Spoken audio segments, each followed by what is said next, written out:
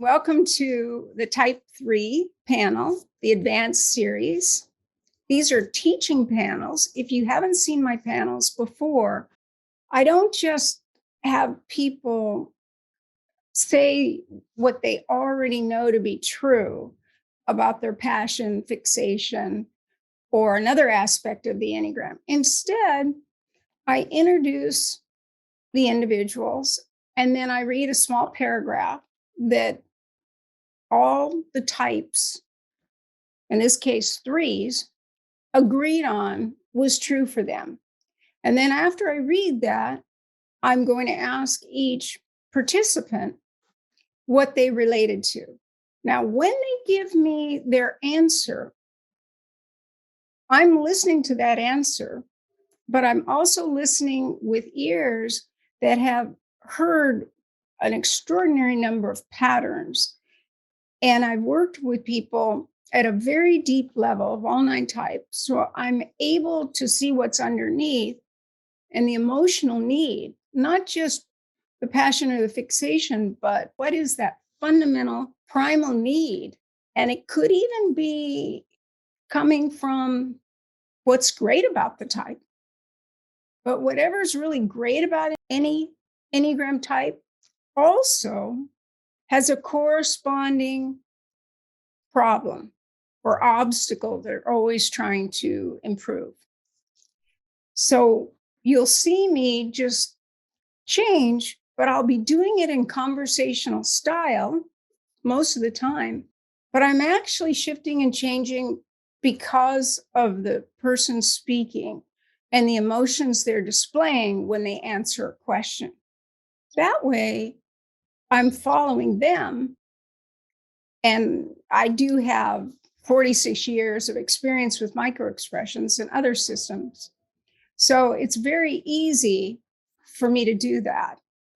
But if someone just gives an answer and does this, I know they're really concentrating and thinking about something, or perhaps they're remembering what was said to them. So, if their eye goes up, it's very different than if they have a little movement across their eye with a smile. That's like inner knowing, shared secret. And it doesn't mean that they have a shared secret with me. It means they've learned that about themselves and they're playing with me or the audience. And each type does this differently. So I never know exactly where the panel is going to go to. We do have 3 threes here. And in particular, it's meaningful because one of the threes initially thought he was another type. And then he came to learn that he was a 3. And for me, it just really fit. And when we get to it, I'll explain why. So let's begin. Okay, first thing I want to do is have you guys say your name, where you're from, how you started with the Enneagram, and did you ever think you were another type than a 3? Dave, you're up if you want to go first. Okay. So we started in the Enneagram with Helen Palmer in Berkeley in 87, something like that. And we just did it sort of for a lark. And then knowing a guy named Dave Daniels, going to him for, at that time, I cut off a finger shortly after. And when I cut off my finger, I had anger problems anyway, but boy, did I have anger problems with cutting off my finger. And my wife had sort of had it with me. She put up with a lot of shit. And she finally said, we have to go to therapy. And if we don't go to therapy, I'm out of here. And because I sort of love my wife, I decided I would like to go to therapy instead. And I wanted to have a therapist who knew the Enneagram. So we picked a guy named David Daniels. And then David Daniels wanted me for panels. And because I'm a performer, I tried to do my panels real well. And I wanted to learn a bunch about being a 3. So I could do a good job on the panels. And I think that's the only reason that I really studied the Enneagram, because otherwise I think I would have gone on and done other things. And the Enneagram turned out to be very, very valuable. Yes, indeed. And our many years of our study group is phenomenal, seeing the way the types manage different aspects of their lives has been very enriching. But I want to come back, Dave, to the anger you feel cutting off your finger, because obviously you would have emotions there, but they're pretty worked through actually. But it would be helpful for people to understand how it related to being a 3. Well, I was a veterinarian in my last life, and I love surgery. I loved surgery. It was just, and I didn't know if I could do surgery again, because how was I going to do that with losing that finger? Because it was sort of a necessary finger. Here it Yeah. is. And Yeah. so, and and and also because I did something that was so stupid, it took me 20 years to look at it and decide how stupid I really was, and what and how dumb a thing I did to cut off my finger. And that And made me angry. yeah, and as I recall, there was something with the efficiency that the faster and better you Oh, could that's do. always true. Always, Isn't always, that when always. you cut off your finger when you were in that mode? I just thought that this would be a way that I could put a groove into a board. I mean, it was so stupid. And I didn't have as many tools as I have now. And I had only one saw, and I couldn't really make a groove with it. And I was making a groove with a piece of wood, and I was holding the piece of wood in my hand and running it up and down the saw.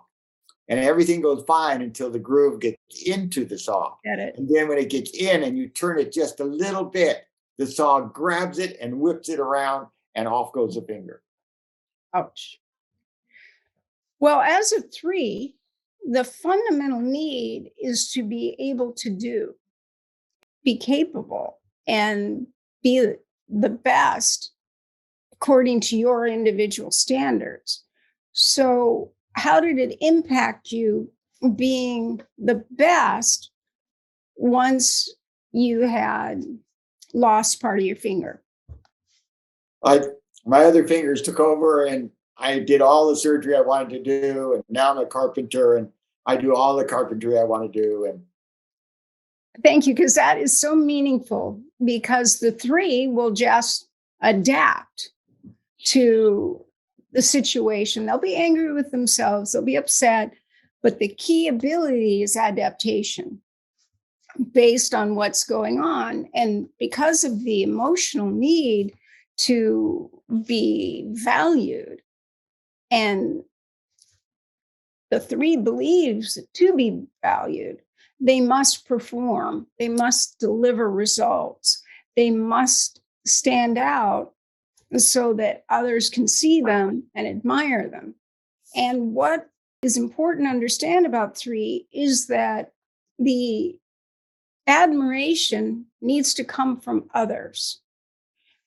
And all heart types question if they receive a compliment, whether or not it's sincere. And the reason for this is heart types are good at giving compliments. So a heart type needs compliments back. But in my research with all 3 types, 3 times, compliment 3 times helps, in this case, the 3 know that it was a sincere compliment and it lands. But then what arises is, wow, was I complimented for me or what I did? And it's a dilemma that the 3s experience throughout their lives. And those 3s that want to become more conscious begin to see patterns that kind of interfered with what they needed on a fundamental level. And so that's the benefit really of working with our type. But thank you, Dave. I'm going to come back to that. Did you want to say more? One little comment on what you just said. I finally have learned that I can affirm myself, and I do. And although I still actually want the affirmation from the other, I already know if I've done a good job or not, and I don't need it from the other person as much as I used to. It's not to say I don't need it, but Yeah, yeah. I mean, it's an unconscious need. The other thing that's perfect to say in this moment is that often the extroverted three, especially if they're social, will congratulate themselves. Like if they do a good job, they hit the mark of whatever they're trying to do, they might go score, like, or got it. And that's their way of giving that reward to themselves. But sometimes when they feel they've failed, they might very quickly say they succeeded. Like I had a chiropractor for years and he was really good, but I was hard to adjust. And he adjusted the easy parts, which was good. And then the part of me that was difficult, he did the adjustment, but it didn't release the problem. But he said, got it. And I said, actually, no, you didn't feel it. You'll see you didn't. But he goes, no, you can't tell me that. And he had learned that he was a 378. He said, I still was going to try, but I have to say, got it, and then get it better. Because the need is to be positive. The 3 is the most positive type in the Enneagram. So that's a great, great point, Dave. You've made some really good points.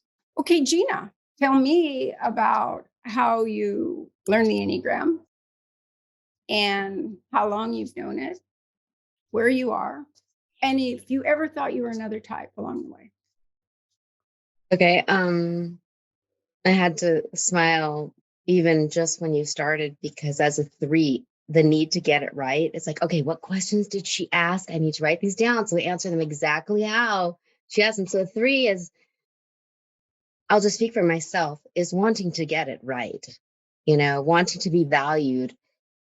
And if I answer it right, then, we can keep this conversation going. I can create a whole bunch of more stories of that. Anyway, I'm in California, and I met the Enneagram back in 2012, 11, 12. I was dating someone who was doing a group, and I started doing Ben Salzman's work. And I had also briefly been introduced to it by Diana Chapman. And as I was looking at the papers that they would have me read, because back then I didn't do the online. I was doing papers because I didn't even know the direction. Oh, well, 2012. Well, I guess we were online in 2012, but not like we are now. Mm-hmm. So when I read and landed on the 3, which I never landed on anything else, I literally felt it viscerally in my body. The fact that, oh my God, that's what I do. That's what I was doing. So I was like 3, 3, 3. I don't even have a wing. I'm just a 3. That's not true, but that's what I just thought. But it was just so valuable to see that I was not only believing like what I told you, but I was convincing myself of it too. It was like, I really thought that the mask I was wearing was me. The image that I was portraying. And that's so important to recognize, because all of us growing up create an identity that's somewhat a false self. But in the case of the heart types, they're initiating types. The head types are the opposing types, and then the gut types are the integrating types. So there's a natural focus of attention. In the case of the 3, it's moving out to be seen as valuable. And all heart types want to be valued, but each type and each individual with that type is going to go about doing that differently. Some threes will take on the family value, especially if the mother had a dream of something happening. And if the three was capable, they'll take on the family value and then they will do it a little better and maybe a lot better. And then years later, they might say, wait, I didn't even want to be a doctor. I really wanted to be an artist, but it was too impractical.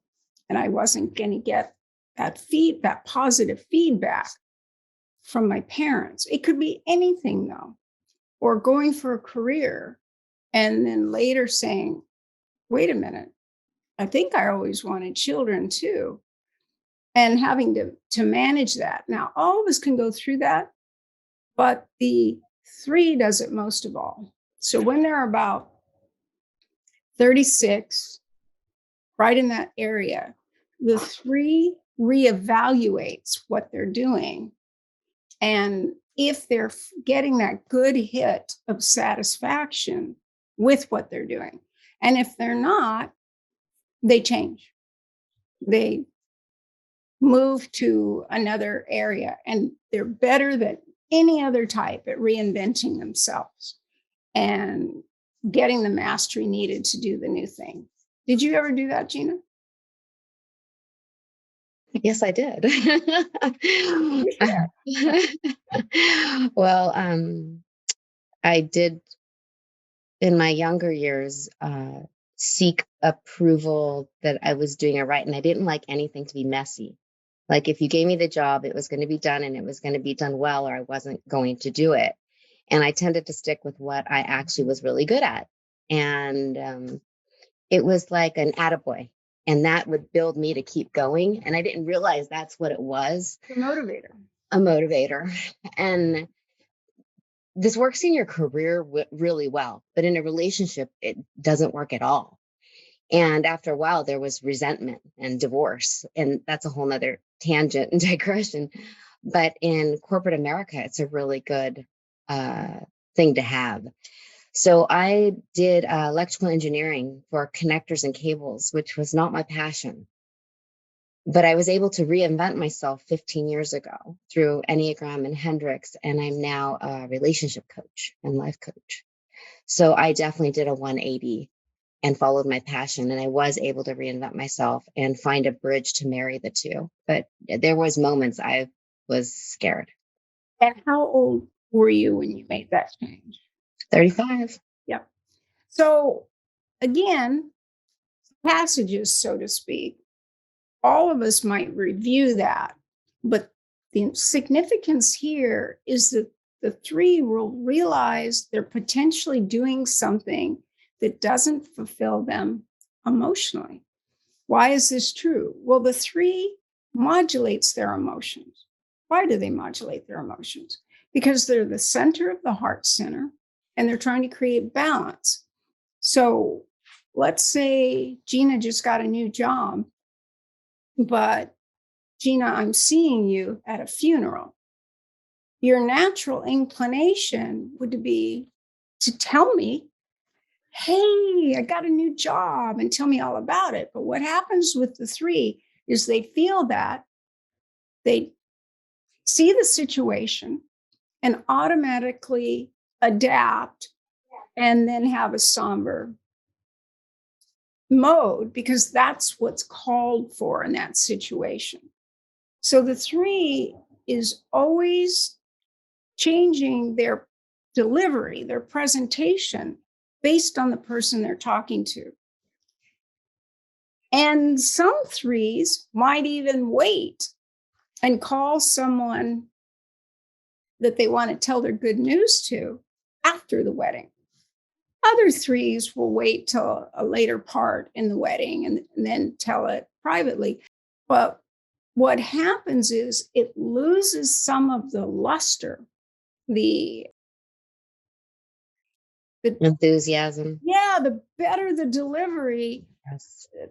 and energy the better it feels physically. Correct? Correct. In my younger years, emotions were very hard to navigate. And you are correct. I would dress for the occasion. I didn't have the wherewithal or the tools to get dressed and go, am I getting dressed for myself today? Am I gonna, is this what I want to do? It was more like, what can be a fit in well out there? So I would dress for the party instead of dressing for myself, which today I dress for myself. But it was fun to get dressed today. I was like, oh, I'm on the 3 panel. I can wear a dress, just fit my role perfectly. I'm going to look nice because I'm on 3 panel.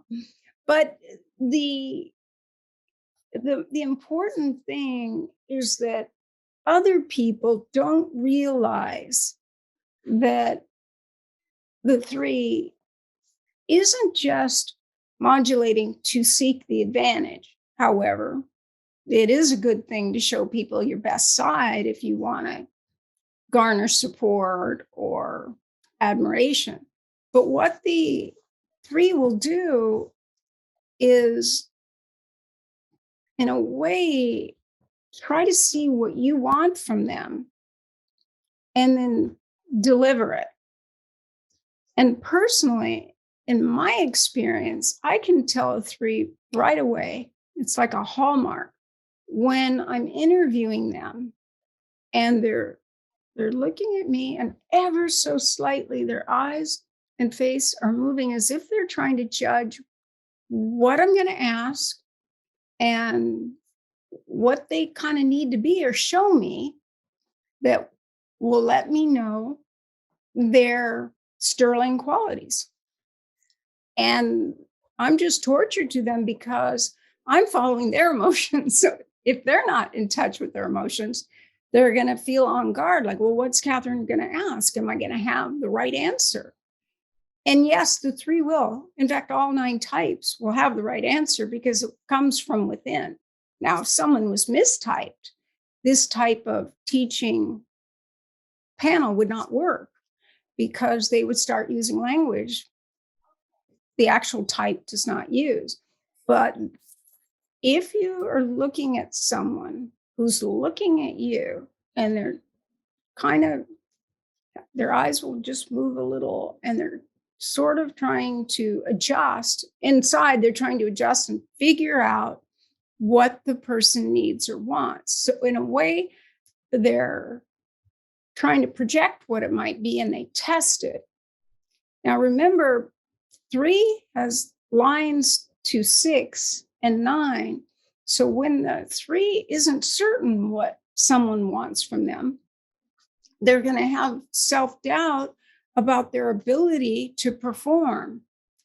And they're not going to feel as confident, but it's not natural for them. So as soon as they can direct the conversation in the areas that they do really well, where they're proficient and where they use their efficiency, then it works. So I want to say that I've only recently met Gina, but she's really a perfect exemplar of the 378, and in particular, the self-pres 378, that sometimes people will think is an 8, but it's a different goal. It's a different motivation. Can you speak to that at all, Gina? Did anyone ever think you were an 8? Yes. Yes. A lot of people, because I like to play and I'm spontaneous and I'm adventurous. They're, oh, she's a 7. Yes. I'm way too focused to be a 7. Yes. I like to finish projects and I'm a big multitasker, and yeah, that just didn't fit. But then they would think, oh, huh? You need a goal. We're a 7. Yeah, you have 7 in the Tritype, so they work together. But yes, and I find that my 7 friends like to ride the silver lining of life, where I can tap under and actually get into there, and I'm like, oh no, that's the difference. But I do have 7, because that compulsive, I need to go buy that dress, or, oh, I want that. Yeah, I'll go buy that too. It's like I have that squirrel sometimes. that's 8 and 7 coming together. Okay. When you combine gluttony and lust. You want whatever, whatever you want when you want it. And it's tunnel vision. There's nothing else in that moment. And Yes. so I have created tools to like move in my body or to wiggle my toes or to breathe just so I can check and to see if I'm like slippery with myself. But and then the 8, because I'm, bossy. My ex-husband, I've been called bossy so many times, is like, I'm just gonna own it. Yeah. No. Actually, the 3 and 2 are bossier than the 8. It's why someone's bossy. Like, what are they bossing someone to do? What is it they need? And the 8 just wants to be in charge and master and commander of their environment. The only problem is if there are people in their environment, some things just need to be negotiated. Otherwise, a misplaced pen or water bottle will really irritate the 8. It's like the lion that, could be attacked by an animal with antlers or horns. And then the 8 can do that. But then they can get a little splinter in their paw. And then the 8 feels like they can't take it. Oh no. But the big thing was just put aside.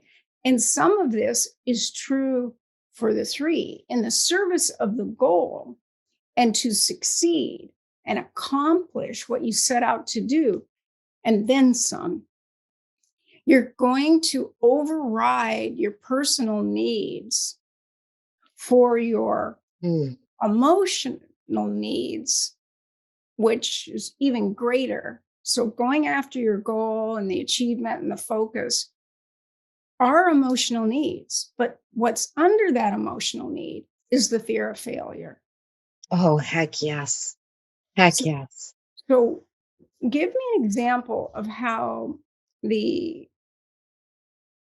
fear of failing keeps you going. Ichazo called the 3 the ego go, meaning the go-getter. They call us the 3-go. Yep. Yeah, especially 378. I'm like, oh my God, I'm big. Yeah. Um, He didn't do the 3 centers in the original dissemination of the Enneagram, but he referenced the significance of the 3 centers. And later, people from Eureka told me that he shared some of their tritypes around 1998, 2000 in that area. And when I lived in Maui for a year and met teachers from Eureka that were authorized to do his teachings, they did know their tritype, but they said they hadn't known it long. And that was actually 2005. So I think it was between 2000 and 2005 that he began to recognize that everyone had a fixation from each type, which is why you've written yours down. But what's different is Tritype emerged separately, and it was based on extensive research that's still ongoing and involved the whole type: the passion, the fixation, the conviction, the defense strategies, the wings, the lines of connection, the way the whole energy system of each type works. So Tri-Fix and Tritype are the same in that we do, in fact, use all 3 centers in a hierarchical order. But thereafter, Ichazo wrote nothing on the Tritypes. All came from participants and my working with people. So anyhow, you definitely use those 3 types. So go ahead and answer the failure question. Yeah, I had to write down failure because you mentioned something else really critical too. As you said, a 3 would override our own experience. And that was the pinnacle. I was 29 and I fell into autoimmunity. And a lot of 3s come to consciousness or come to knowing because they've gotten really sick or they've overrode to the point that there's actually things happening physically. So that's what happened to me. And that kind of tied into the fear of failure. I just have to keep pushing it, because if they really, like, I couldn't even see myself messy. I mean, no, I'm not tired. We can keep going. You know, And I did you want to be. feel tired, Gina, or did it not even come on your screen because to keep going was more important? When I was numb with the autoimmune, I don't really think I had access to feeling anymore. I think I had cut that off. When I started to face some of the things that were happening to me and letting out some of the cellular emotions, because I think some of these autoimmune diseases we're storing in, like the body keeps the score. I don't know if you've read that book, but it's just inside of our cellular. So crying wasn't an option. I didn't really cry in front of people or cry as a child. And if someone cried, I would just Try judge to. them harshly. But once I started looking at my own failures, there was tears. And that was really hard to face. Like I still couldn't cry in front of someone. I would go home like, I'm okay, everything's fine. I thought I was just bipolar. I just didn't even know what was wrong with me. And I would never say that out loud. And now that I know what some of these terms are, I'm definitely not. But failure, even saying the word, my body goes into like almost a paralyzation. And it's like, okay, that's an opportunity. What can I learn from this? But at the same point, it took a lot of me stop judging myself for making mistakes and to start learning from my mistakes and to let people see my mistakes and my humanity. And that was very challenging when I first admitted that I didn't know everything and I didn't have it right. And I didn't have the right answer, and when I failed, it was like death. It's really like, it's just like, I'm just useless. You're not going to need me. There's just, it's my cliff. And then let me ask you this. With respect to your autoimmune, did you tell people you had that, or did you perceive it as a weakness and you had to just keep, yeah? The first year, I didn't tell anybody. Lost my hair, hid in the corner, imagined myself and my family just disappearing in photos. It was very dramatic. Wrote letters to those I loved, saying goodbye, did a trust, until I decided I wanted to be alive and start facing the shadow side almost of the three. Yeah, which actually is very liberating for all types when we allow our vulnerabilities in, whatever they are. I know that it changed the way I taught when I let in mine, and when I just would talk freely about my struggles. It made me more human. Yes. 8, and you have 8 in your Tritype too. So when you have 3, 7, and 8, you have 3 types that do not want to show vulnerability at all. At all. Yeah. When you said vulnerability and failure, I'm like, oh, too hard to die. I feel like most 8s don't use the word vulnerable until they learn the Enneagram. Instead, they'll name it weak and pathetic. How did you, as a 3, name what you'd be if you failed? What did I name it if I failed? I actually think I would just make up excuses of all the things I did right. So that one thing I did wrong didn't really matter in that pace too. Like, do you notice how the tone sped up? And I would use different masks to deceive myself and others that something was failing. Yeah, it's a type of concealment, but especially with 7 in the Tritype, you would reframe it so that it didn't feel as literally devastating. 3s feel devastated when they think they have failed. So the tiniest error can trigger little mini failures that have to be managed. So those of us that aren't threes don't realize that threes can do what Gina talked about, where handle everything, then go home and cry and try to work out how to handle things until she made a different decision. But threes do that all the time. It's just not seen because the defense strategy of three is to be polished, to be put together, to be an exemplar. So if you aren't an exemplar or having all your ducks in order in a interesting and positive way, the three feels insecure. Linda, do you have a question regarding to what Gina said? No, it's not a question. Correct me if I'm wrong, Gina. I thought I heard you use the words useless, worthless in regards to failure earlier. And I just wanted to mention that since Katherine had asked that question. Yeah. I love to add value. So I have learned to be useless by not judging useless as bad anymore. So now useless doesn't trigger me, where before useless was like shame, go away. But now I learned to love myself for judging myself for being useless. And when I slip into those places, I try to wonder what I'm not loving about myself.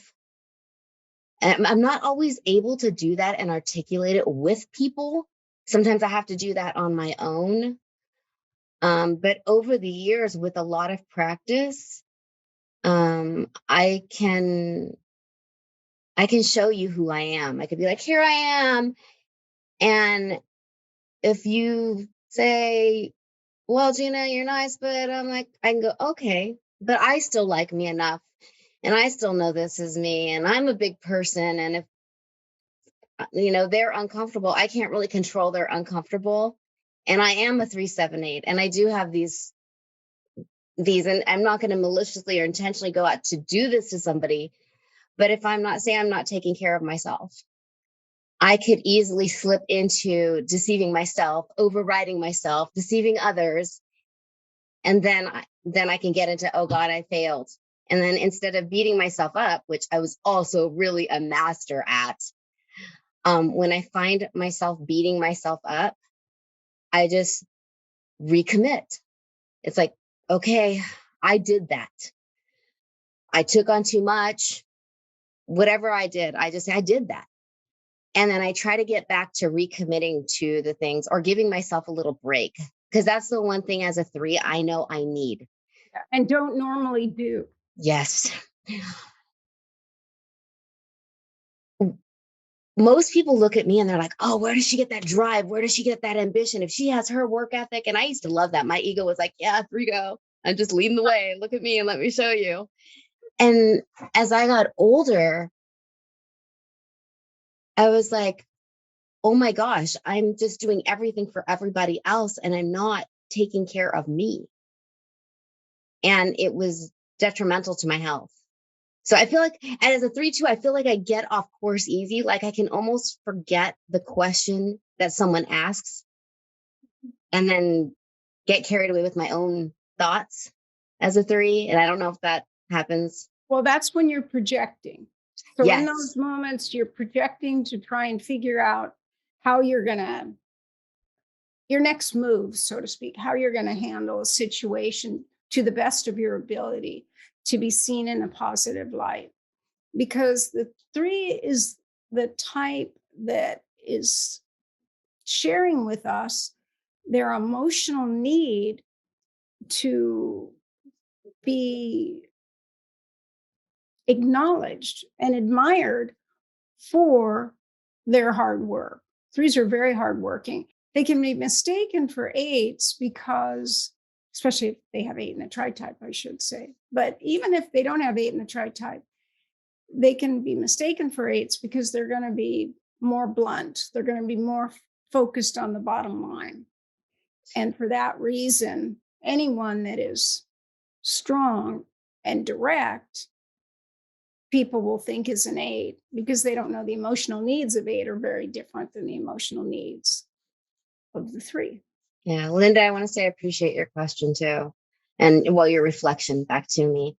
And for me, the practice is going against my grain. So instead of having the goal to keep going and doing, I have to remind myself to be. So it's like, but it's going against my own knowing. So I can get caught in that projection you were talking about, that I'm like, oh yeah, I'm supposed to be reprogramming, but that other part comes in so natural. Yeah. And I can even like feel my body go forward when I start doing it instead of like in my own body. So thank you. That was good. Useless was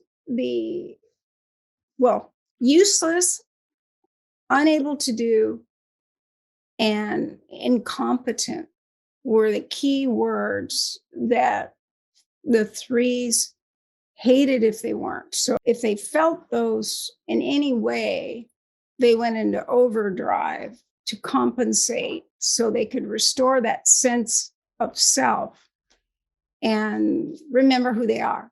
Just remember, all 3 heart types are struggling with, who am I?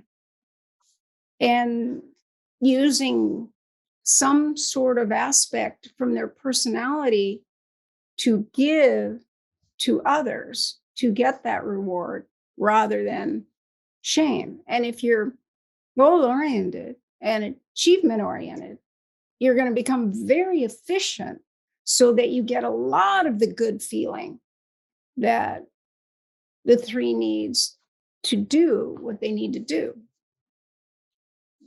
Jimmy, tell us how you learned the Enneagram, where you are, and if you ever thought you were another type. So I learned the Enneagram when I was in the middle of my divorce. I became really grumpy and bossy at work, and my boss said, either you do something about it or we do something about it. So I started learning the Enneagram. During that rigid period of being in a divorce, I wrongly identified as a 1. Afterwards, a lot of 3s do, actually. I started to understand, because I'm really bossy and really demanding. If I look at my astrology chart, there's also elements that make me a 1. But then after many time, I came to realize that I'm actually 3. So I learned the Enneagram in the school in Belgium. Then in 2015, I came to Colombia, and I learned the Colombian way of doing the Enneagram, which was a different way of doing it, but very enriching, knowing various elements. So for me, actually, my wife is also an Enneagram teacher, and I remember one of our first conversations. He was, okay, what do you do? We met each other in the Enneagram conference in San Francisco. Was the first question you ask after what is your name is what is your type, right? So I said, I'm a 1. She's like, yeah, right.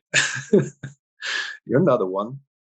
So that shocked me, because I was living the 1, and as you said, 3s, we're very adaptable, so and they hide in plain sight. The 3, 6, and 9 don't always know that they are the 3, 6, and 9, and it's because they're the primary triad, and their lines are to each other, and they're trying to identify with another aspect in their tritype. Ultimately, what happens, whatever type they might take in may or may not be in their tritype.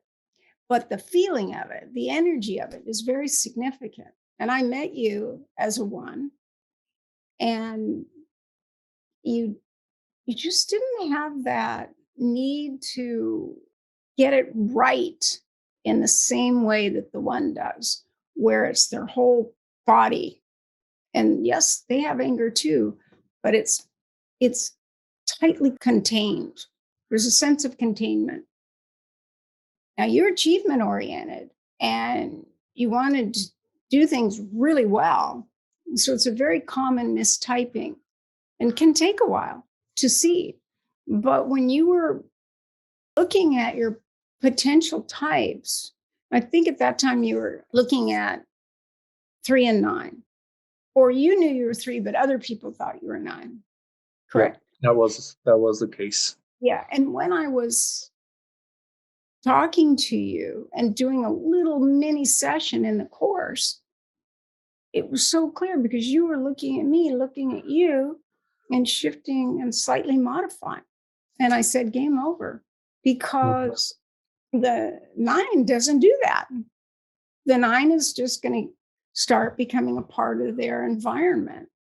And you can have 9 in the Tritype for sure, but your attention was on tracking me and adjusting you ever so slightly during that process.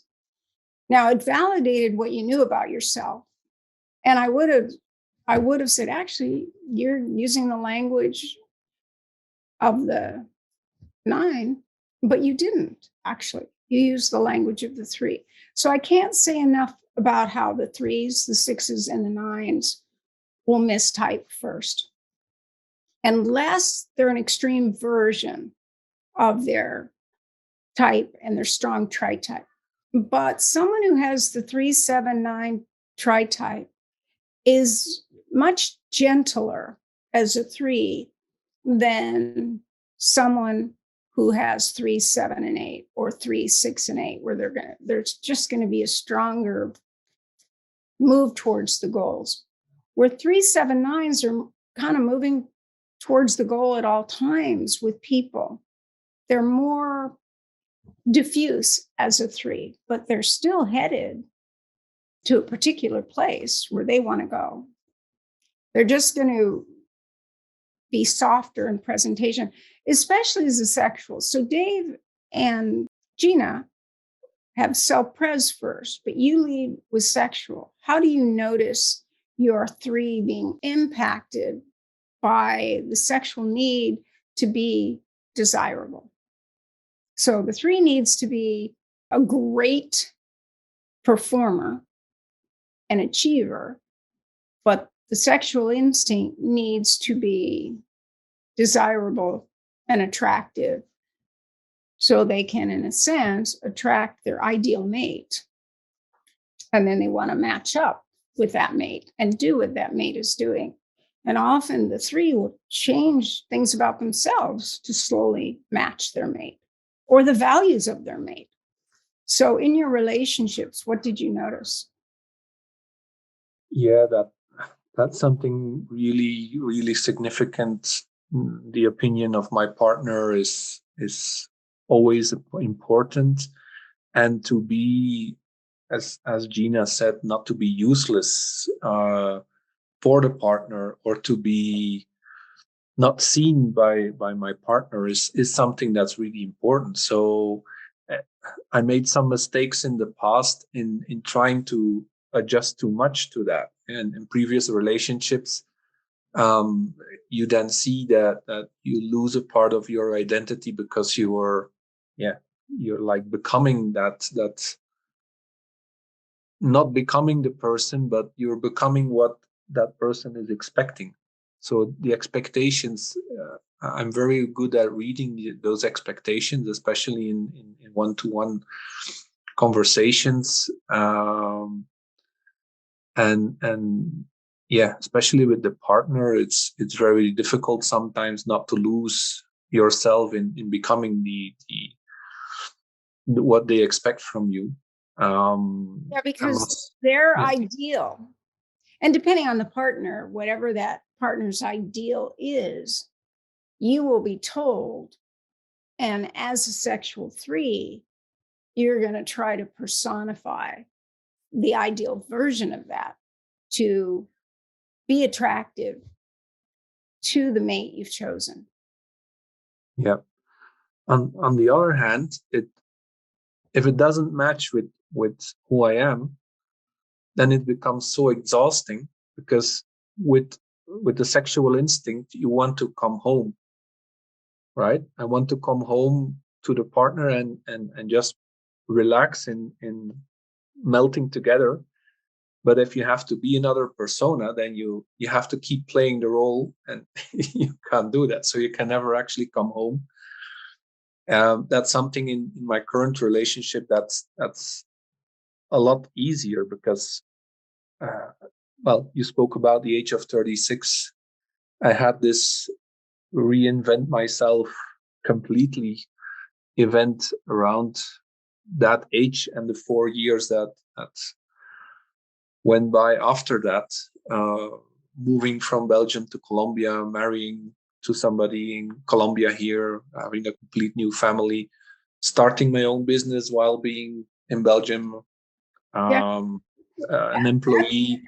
That's definitely recreating your life. Yeah. And I then not being able to be yourself when you come home with your spouse, that would have been impossible, I think, for me, because, well, I'm really more sensitive about my energy, and although I'm going all the way as a 3, when I'm coming home with my wife and in my family, I want to be myself without having to perform. Yeah. And then not having to adapt is great. So I'm really aware about this, that as a 3, I adapt to the expectations. But for me, it's important in a relationship that I do not have to do so much. I can just be, and not waste energy in doing in a relationship. Yes. You're also bringing up a point that's important, and that is that the sexual 3 is the softest subtype combination, because of the 3s, which are very dynamic, the self-pres is going to go get the resources, be focused on what the body needs, their financial needs. They're going to just go after everything physical first.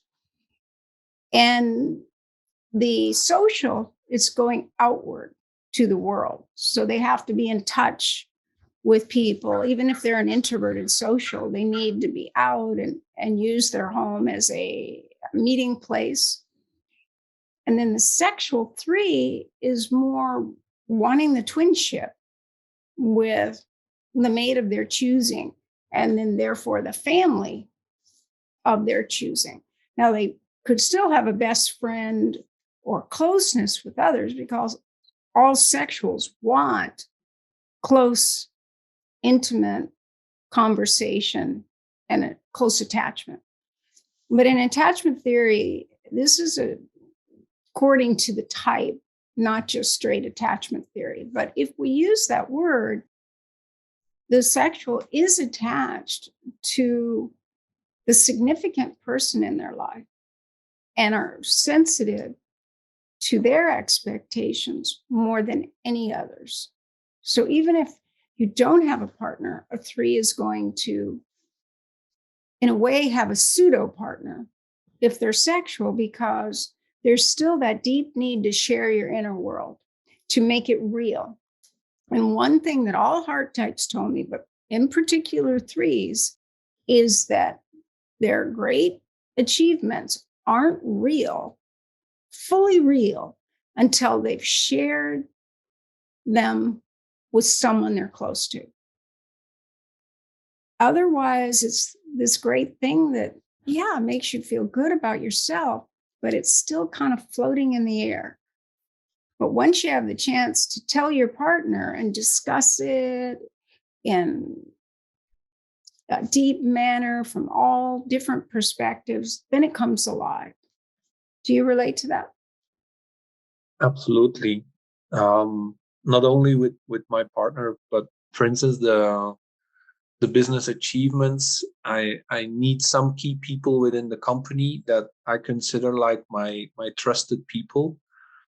And I actually prefer to have one-on-one meetings with those, so that I can actually share the story of what happened yesterday, but we solved it, and we did that and that. We did a great strategic thing, and then to really being able to show that to people who have influence, or who are close in confidence, and obviously also at home.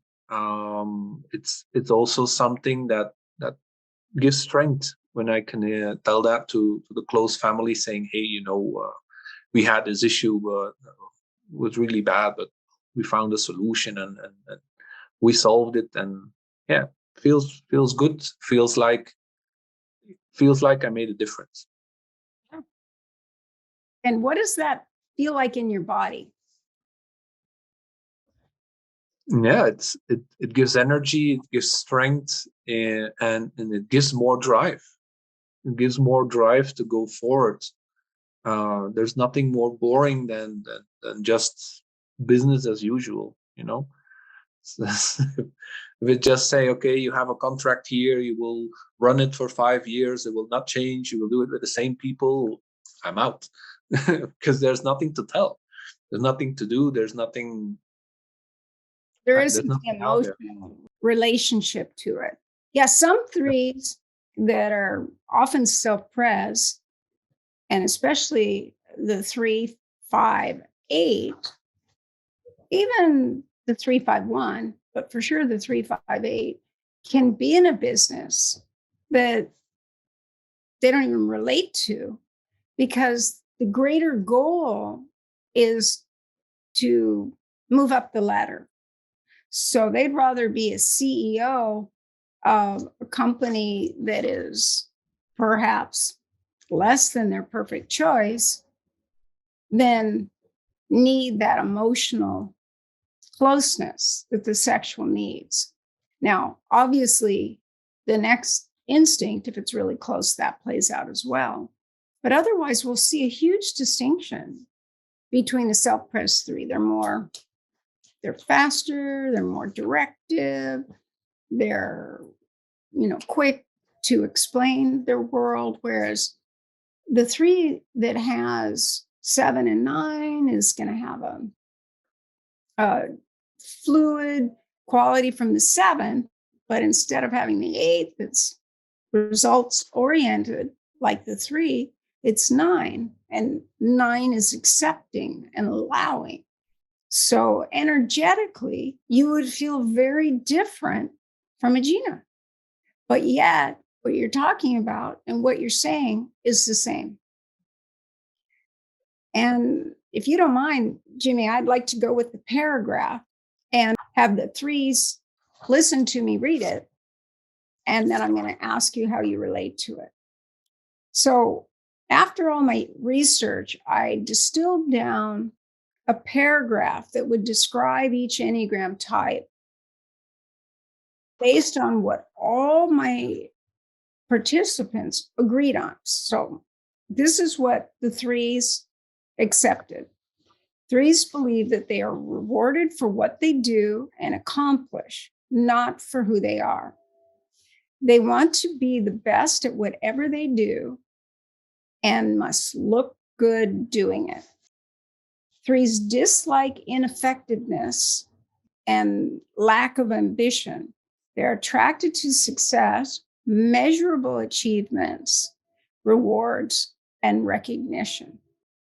Now, they also added that when they're having to work with people with a lack of ambition, that lack of ambition in the other becomes like a boulder to the 3 who wants to just keep going at the speed of a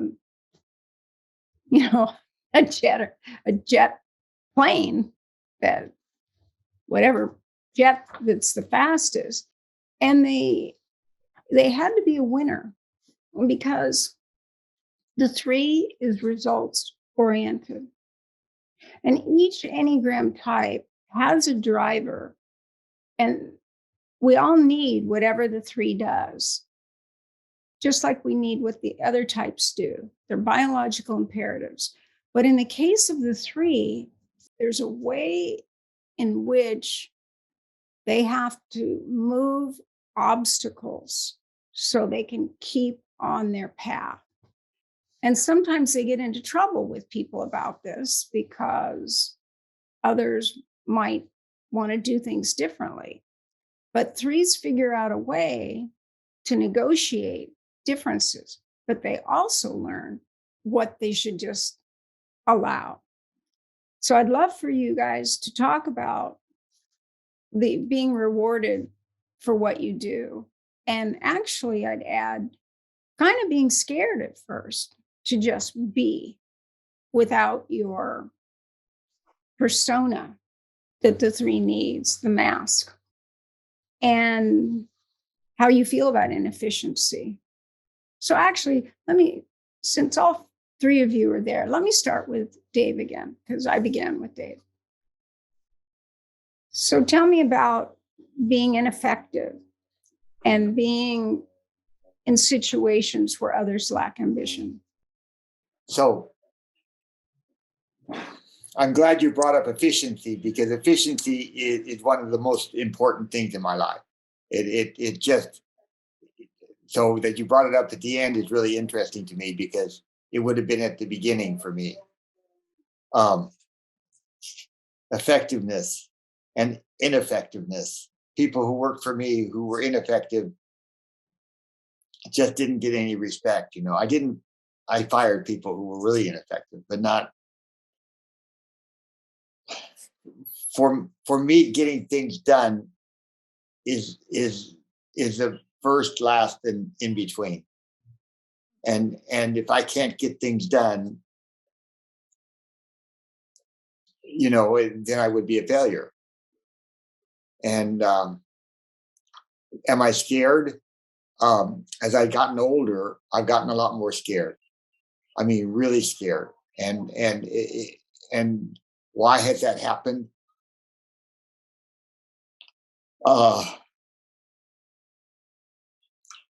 I guess I failed enough that I just don't want to fail. And I failed many times because I bulldogged my way through. I just bulled my way through. And I wouldn't stop for anything. And so you fail a lot when you don't stop. And so my fear has now made me slow down and stop a lot. And it helps to make failures less often, although I still fail every day. And I finally decided that I was a failure, and get over it, and then not worry about it anymore. Like you, Gina, sort of, I think you did the same thing. It sounds like that. Stop judging it. Yeah, you might as well say I'm a failure. What am I going to do about it? I'm just a failure. And at the same time, you really don't want to fail. So it's like Daniels would always say, everything's a paradox, and everything is a paradox. So being a failure and not wanting to be a failure are altogether there. It's like a continuous spectrum, and this is failing here and this is not failing, and you want to be on the not failing side, but it's human to fail and go back. But the 3 expects themselves to always be in this not failure part of the spectrum. So if they happen to go to the other side, they don't know who they are. I'd love for you to speak about how you don't know who you are, especially before you knew all this with the Enneagram. Well, because you failed, how that puts a spin into then who am I? Well, the big thing is that if we're in the middle of the feeling types, why have we got no feelings? And Sandy, my wife, who's a lot smarter than I am, would always asked me, well, what do you feel? And I would tell her something, and she said, that's thinking, that's not feeling. And I still do that. I still, so last night. And that's the INTJ also would amplify it. Oh God. So anyway, she always wants to know what I feel, and I never know what I feel. So then I have to really start looking for what I feel. And I mean, feeling like a failure is not really a feeling. You don't feel that it's more of a definition. Yeah, it's a state. Mm-hmm. Yeah, and the feeling of being hurt and being ashamed and feeling guilty, and those are true feelings. Or being angry. With angry, I knew. Did I know angry? But anger was when you were frustrated with an obstacle, something in your way of getting to where you wanted to go and what you wanted to achieve. Right? Anger was basically a control issue. It was first fear and then control. Right. And that was my anger anyway. And then it's the fear of failure because something's absolutely the fear of failure. Absolutely. Then there's a shortness and anger that flares up, especially in the self-pres 3 when they're going towards that goal and they're physically engaged with it too. Yeah, and the people you hurt and the people that you cause problems with are so many, and the apologies you have to make because you still want the people to accept you, so you have to go running to them and apologize and try to figure out what it is that they want and give them food or something like that, so that you aren't the biggest asshole in the world, and all those things. But then how about the part where people admire you and respect you? Oh God, that's all bullshit. Well, go to before you knew the Enneagram. That's what it's all bullshit. They because I didn't respect myself, so how could I get respect from them? When they said you did such a good job, so what? It wasn't fulfilling in any way ever. So then, what about your career was fulfilling because you were just an amazing veterinarian, and I know that people would have given feedback to you about no, they always did, and I never really believed it. And I know and lately now I've started looking at things that I do and saying, you did a good job. I'm just doing that. It just has started, actually. It just has started. You really did an okay job. I may not say good. I may just say okay, but I can at least start to see that I know what I'm doing. Right. And when you didn't believe people, is that part of the heart type needing more ways to feel it's sincere? Now, probably at the time, because you didn't know the Enneagram, you would have liked that they thought you did a good job, but it wouldn't be enough. You'd have to have a whole lot more. So where did you get the good feelings from? Always from what you did, what you could measure? Because the 3 wants measurable results. So if you completed a task, did that give you kind of a good feeling? No, getting to a goal never meant anything. I wanted to once run a 6-minute mile, and I did, and I quit running afterwards. When I found out I got into vet school, I got depressed because I didn't know what I was going to go do next. I didn't have any idea what my next goal would be, and it just was depressing to me. So 2 or 3, it'd be devastating. Yeah, and because you don't feel any, because I never felt anything anyway, and because I'm a workaholic, I just go to work. And Monday mornings would be very, very difficult. And Sandy would always try to help me on a Monday morning. And the minute I got to work, I was fine again. But getting to work, not that I wouldn't be late, but but Monday morning, I wouldn't feel good. I just had a day or two off, and I wouldn't know. Who you were. Yeah. So you got back doing what you do. Yeah, I got back to doing, and everything would straighten out. Right. And now now my life is so different. Sandy and I have a lot more time together, and we sit around in the morning, and at I start my day at 9:00, and usually I know what to do and know how to start my day, and I don't have that feeling anymore.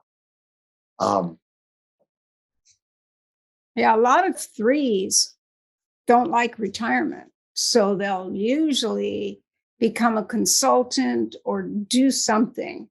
Because again, the three needs measurable ways they can see that they've accomplished something. And then that takes away that existential fear of being useless. I'm constantly busy, and but I can sit now, and I never could sit before. I can sit quietly, and when I get into a problem at work, in my working as a carpenter, I just go find a place to sit till it all comes together. And if I'm in a problem with trying to do something now, I stop it. I don't move forward until I figure what it is I'm going to do. And so sitting has changed for me. I can just sit now, just quietly. I don't like to read as much as I used to. I can just sit. It's amazing. And if you other threes haven't tried it. Yeah, I mean, it's very hard for threes. It's very hard to get threes on this panel. I mean, I asked a lot of threes, but it's hard for the three for a number of reasons. They're always busy. But another reason is that you don't want to be in a situation where you're not going to show your best side. And if you don't know what it's going to be about, that can be pretty hard on a three. And there's another way in which it's confusing to the three, as I mentioned earlier, about whether they talk about their true self and the way they respond to situations and meanings, and their false self. So if you have INTJ as your Myers-Briggs type, that's already going to make you kind of cerebral in the way you're going to view the world. So you would be more of the thinking three that is tracking. Yeah, Sandy said I'm a T, not an N. Right. S, you mean an S instead of an N? I'm the thinking type, she said. Yeah. Yeah. For sure, the TJ is completion oriented and a thinker. Absolutely. And not all threes have the J, but most of them do, because it's about achievement, accomplishment. And threes are so darn hardworking that whatever they do, they're going to keep doing it. Now, some threes get a little hit of a good feeling each time they finish a task. In fact, in my research, a lot of threes who didn't know one another said if they had a list of things to do, they would be revved up to do it. And that would be on the weekend. So when a three tells me that, they took time off, I'll ask them what they did. And usually they worked on something on the weekend. They didn't just watch a movie or kick back for a day. They would be testing themselves in some way. Sandy gets really pissed off at me because on weekends I don't stop, And, yes. Yeah. That's perfect. But unconsciously, there's a fear, and it's an emotional, existential fear, that if you stop, you won't be able to start again. You won't be valued. You won't have a reason to be here, to do anything unless you're the doer. In terms of the holy idea, the 3 feels they must do. They don't trust the universe will get things done and provide for what's needed. So the 3 overrides what is going on because they can't deal with situations that require waiting. So then you need patience because that inner driver is do it, go. So just do it. That logo was perfect. It was the logo of a 3. So it really matches. But 3s tell me about that all the time and in the very beginning. But what was left out in the dissemination of the 3 is the why they modulate.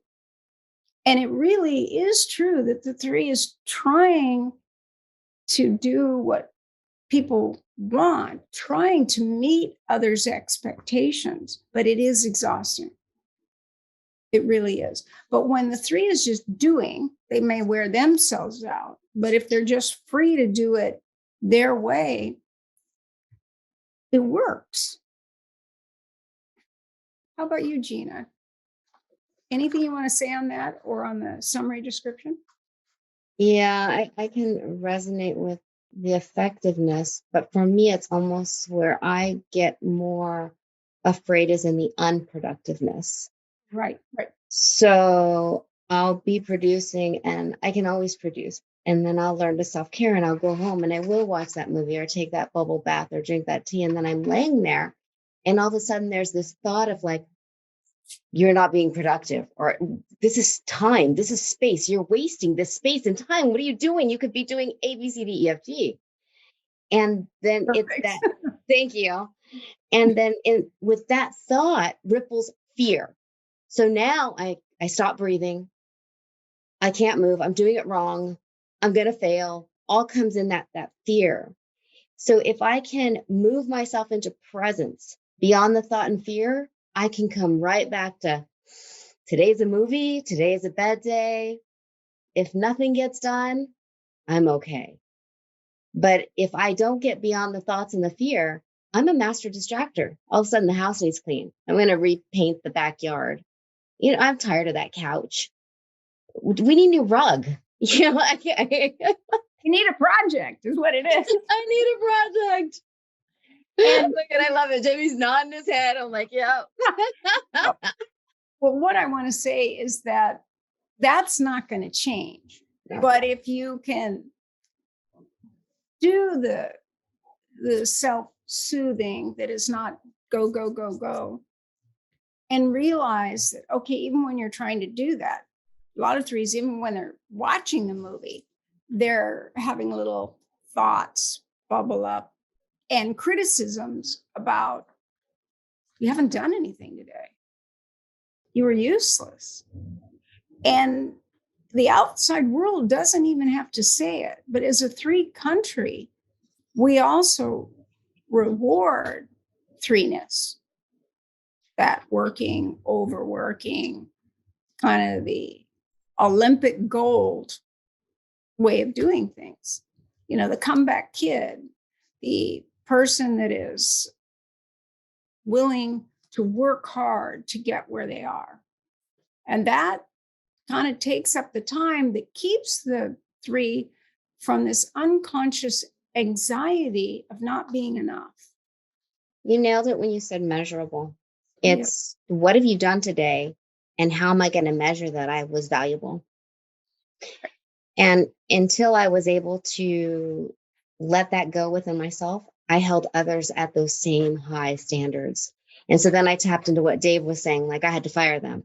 But it was like, you're training a dolphin and instead of putting the hoop low and gradually move, you're like up here now, come on, but that's because that's the hoop we go to. We don't want to waste the time on the bottom. We already know how to get to the top. So let's just jump to the top. Why are we going to go through all those? Exactly. That's perfect, Gina. And if you went to the crazy idea before you knew the Enneagram and before you worked on yourself, what did it physically feel like if you thought you could potentially fail or in your mind, you did fail. Can you share the thought process and where you felt it in your body? I think that's where my SP self-pres goes in. I would hide. I would have shame. Or if it was in my 20s, I'd go get a shot of tequila and go out with my girlfriends. But anything to not face, to like look towards and go, oh my, that wasn't me. Wait, look over here. So before the Enneagram, before self-awareness, I was deceiving myself without even knowing it, because I actually thought that that was me. I actually thought that that was normal. And I was just, why wasn't everybody else like that? How come and everyone else didn't have a work ethic like me? Yeah. Why was I carrying the wagon and everyone was hopping on? Yeah. Well, none of us know with our type and why other people aren't being a good version of our type, because we all think initially when we're kids that we're all the same. And we do see the differences in talents people can have. But otherwise, like, I would wonder why you're 14 years old. Why are you still afraid? I said that to my sixth friend. And she goes, I don't know. I'm just afraid. I said, but you go body surfing with me. You go out around, you get into the riptides. She said, yeah, but I'm really scared. Whereas I would go out and it was like a challenge. Having the 8 in the Tritype, was the riptide going to win or was I? And yeah, you had to go out beyond the riptide and swim till there was no riptide. It happened to be a really bad storm and it was red flag. We weren't supposed to be in the water. But it always interested me the way people seem to not know how to manage fear. Yeah, well, I've got the 8, so I'd be in there with you. We'd be Yeah, swimming while the other one was scared on us. I'd be like, what the hell? This is like, come on. And the 7, hey, it's fun. Let's go for it. And it's fascinating to use your Tritype, because whatever the 3 types agree on, is there something like and the opposite of every type in the Enneagram.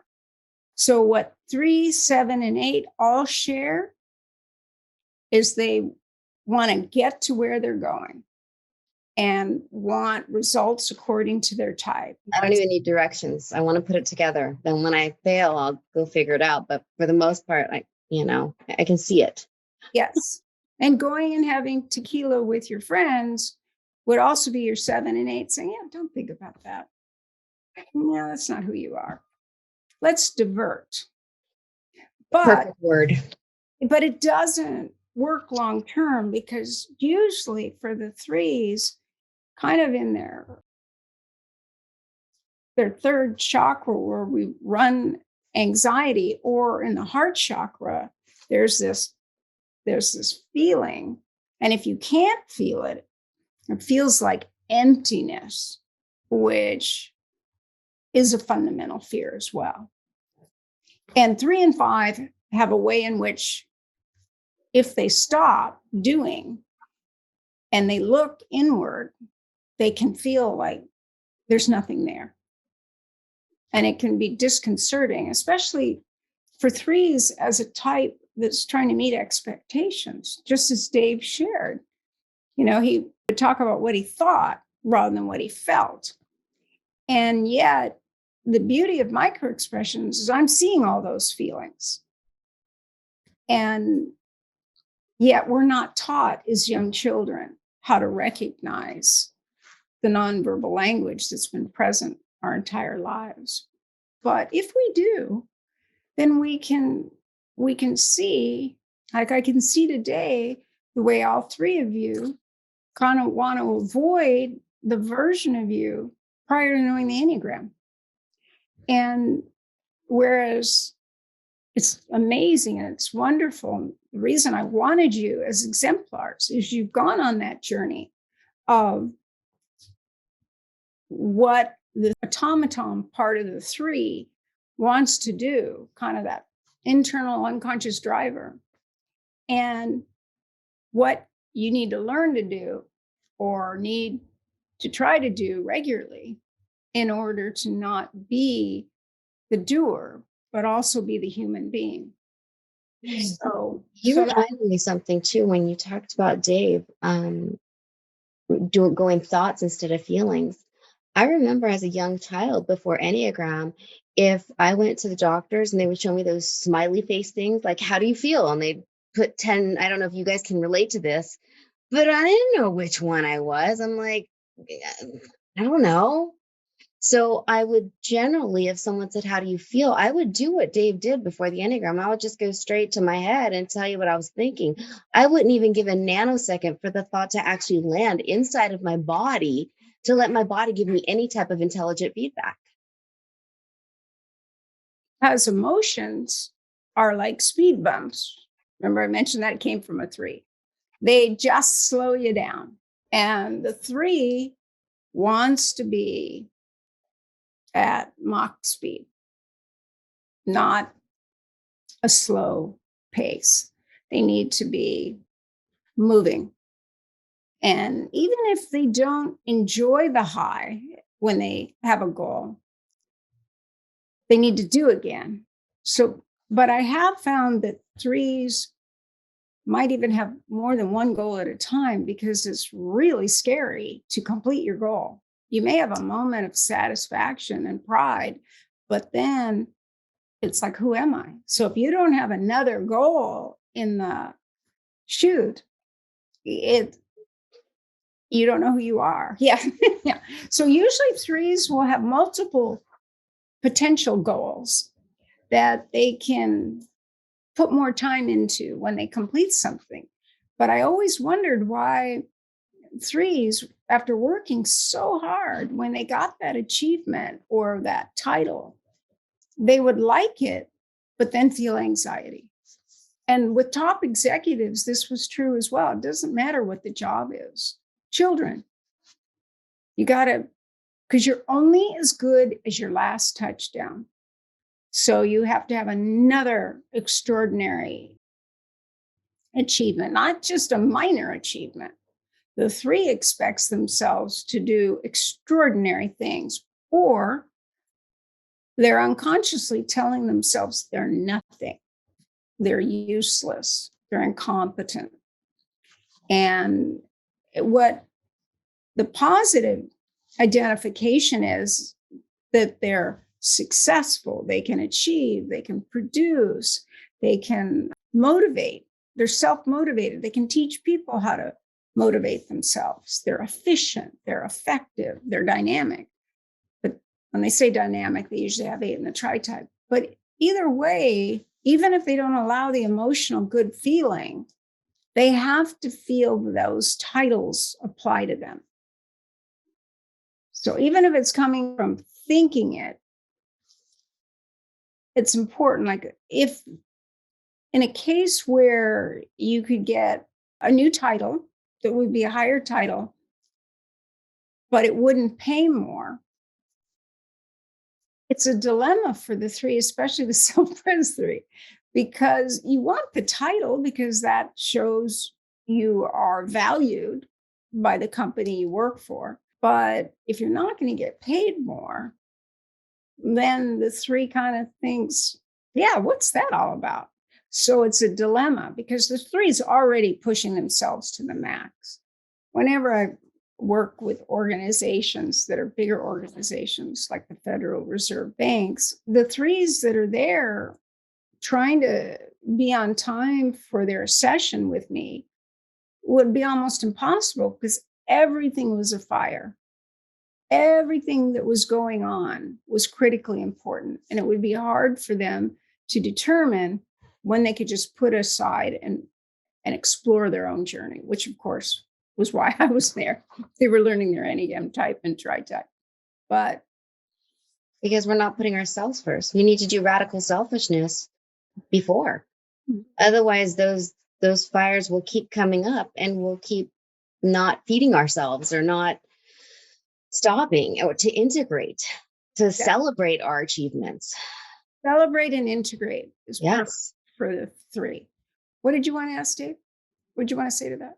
Well, I never felt like I was a success.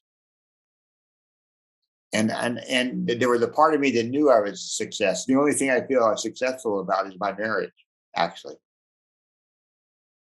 Yeah. You have a wonderful wife too. Yeah. A 9, so she would put up with me for a long, long time. Yeah. Yeah, but So there's I don't relate to success. I just don't.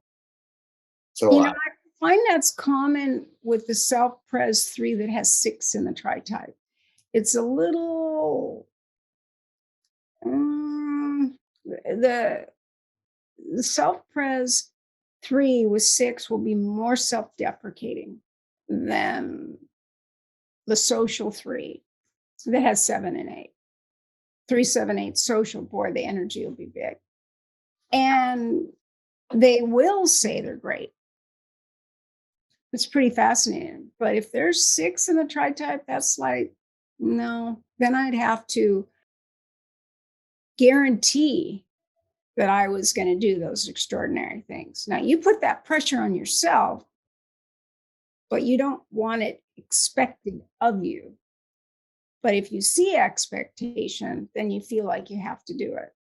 And that's what's important about the 3. But in the Tritype, it totally changes things. thank you so much. Thank Yeah. you for that. Thank you. Whereas Is it also related to Yeah. the goals being achievable? These are not the 3s you will see in any Enneagram panel, but I know several 3s who are actually completely passive, and sometimes I see it that if they know already before that they cannot win, or they are in a situation where they cannot win, that they actually won't even start. So they will just stay at home, watch television, and be completely switched off. So I personally have an allergy for that, but those are the people that lack ambition. That can be hard on a lot of 3s. But the 3s who want to do something, want to be great at something, and they see no place for them to do that, they collapse inward into the emptiness and try to fill it with outward stimulation or Netflix. But before that, it might be hanging out with friends, but they feel like a failure. Yeah. It's You're right. I go exogenous. I don't go this way. I have to. That's harder. That's easier. But I wish that was reverse. But innately, yeah, you're correct. And a lot of these 3s that Jimmy is talking about, thank you for bringing them up, will be typed as 9s. And they'll think they're 9s, but they're not. They're just 3s that haven't found a way to use a talent in a manner that others will recognize and value. But there'll usually be something that they do really well. It just might not be what most people value or where you can make money at it and rise to a position of success. So that's so good, Jimmy, because again, 3, 6, and 9 will mistype as other types, or other people will mistype them. But you have to go back to what is the fundamental defense strategy of 3. And that is to not let people know what you're feeling you're not good at, or not let people know when you feel like you don't know how to do something. So the 3 will conceal it, go learn how to do it, and then come back with it. But they always knew it. And I'll let you respond to that, actually, Gina and Jimmy, because you're relating to it. Go ahead and say what you're saying. It's probably going to be better than what I'm saying. I actually worked my way into different jobs in that way. I remember I was in between Belgium and Colombia, and I had like a period where I would probably not have an income or not have a stable income. So I was looking for something temporary, and there was a company who was looking for an SQL programmer. I knew a little bit about programming, but it's not like saying I'm here the specialist on SQL programming. So I actually sold myself through the interviews.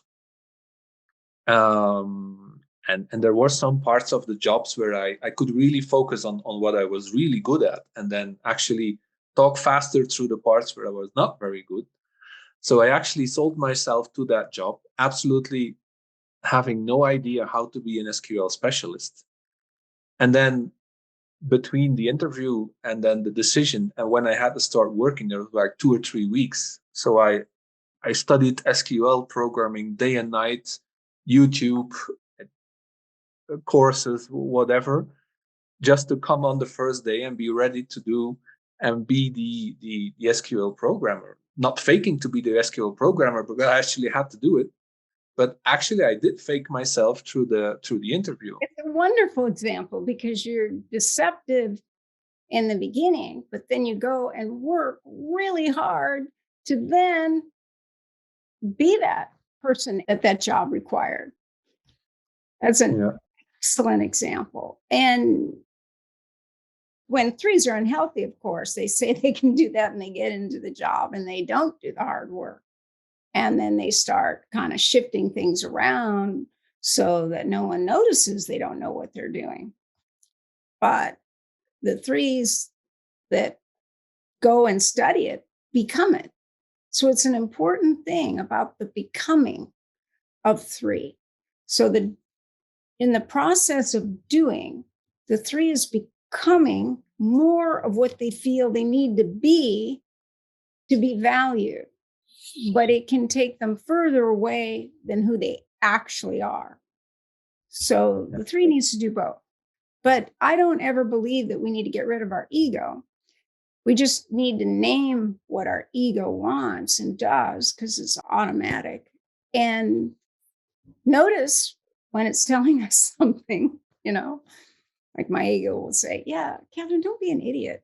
Do that. Or wait, you're being lazy, instead of realizing, oh, yeah, I didn't have any sleep last night. Maybe it'd be normal that I'd want to lie down and watch a movie, but as an 8, it's like, what? But for a 3, it'd be you're not in the process of the doing. And if you're not doing, who are you? Who can measure your value? You can't, and others can't see it. So yeah, that's key. Is there more you would say to that, Jimmy, and about the kind of reward, the good feeling you had when you accomplished things when you were a kid before you knew the Enneagram? Did you see that you do more and more and more to get that good feeling? Or what gave you the good feeling? Yeah, it was always a goal to strive to be first in class, get a good result, because then you got the tap on the back, you got the recognition for that. And actually I couldn't make, before knowing the Enneagram, I couldn't make a good distinction between when that was real or when that was just somebody saying it because they had to say it, or they would say it about like an automatic way of saying it. Do you think some of the times it was just matter of fact that they were supposed to do it? I was not aware of that at that moment. It's something that I'm much more aware now. And actually for me now, it's a lot more about me getting value out of the action of the appreciation, not so much the words of the appreciation. So if nowadays they tell me, okay, oh, you're great, you did a super good job, etc., I will say, okay, it's okay, thank you, but I will still wait until they show it with action. And what would that action be, Jimmy? Well, like the example you mentioned, if they give you a new title, but they wouldn't give you the raise, that would be for me a complete example when it is fake. It's like, okay, you're gonna promote me, but well, just don't promote me in saying you're giving you a new title. You have to work the 70 hours a week anyway, which you're already working as a You're three. already working. That's the thing that I had to tell the threes. What are you worried about? You're already working 70 hours Exactly. a week, or more. So if they don't put their actions, or they don't put the money where their mouth is, then for me that would be like a fake appreciation. Or if somebody says Let me to ask me, you this: would you take it? Would you take that promotion because in the eyes of others you would have accomplished more? It's that double blind for a three.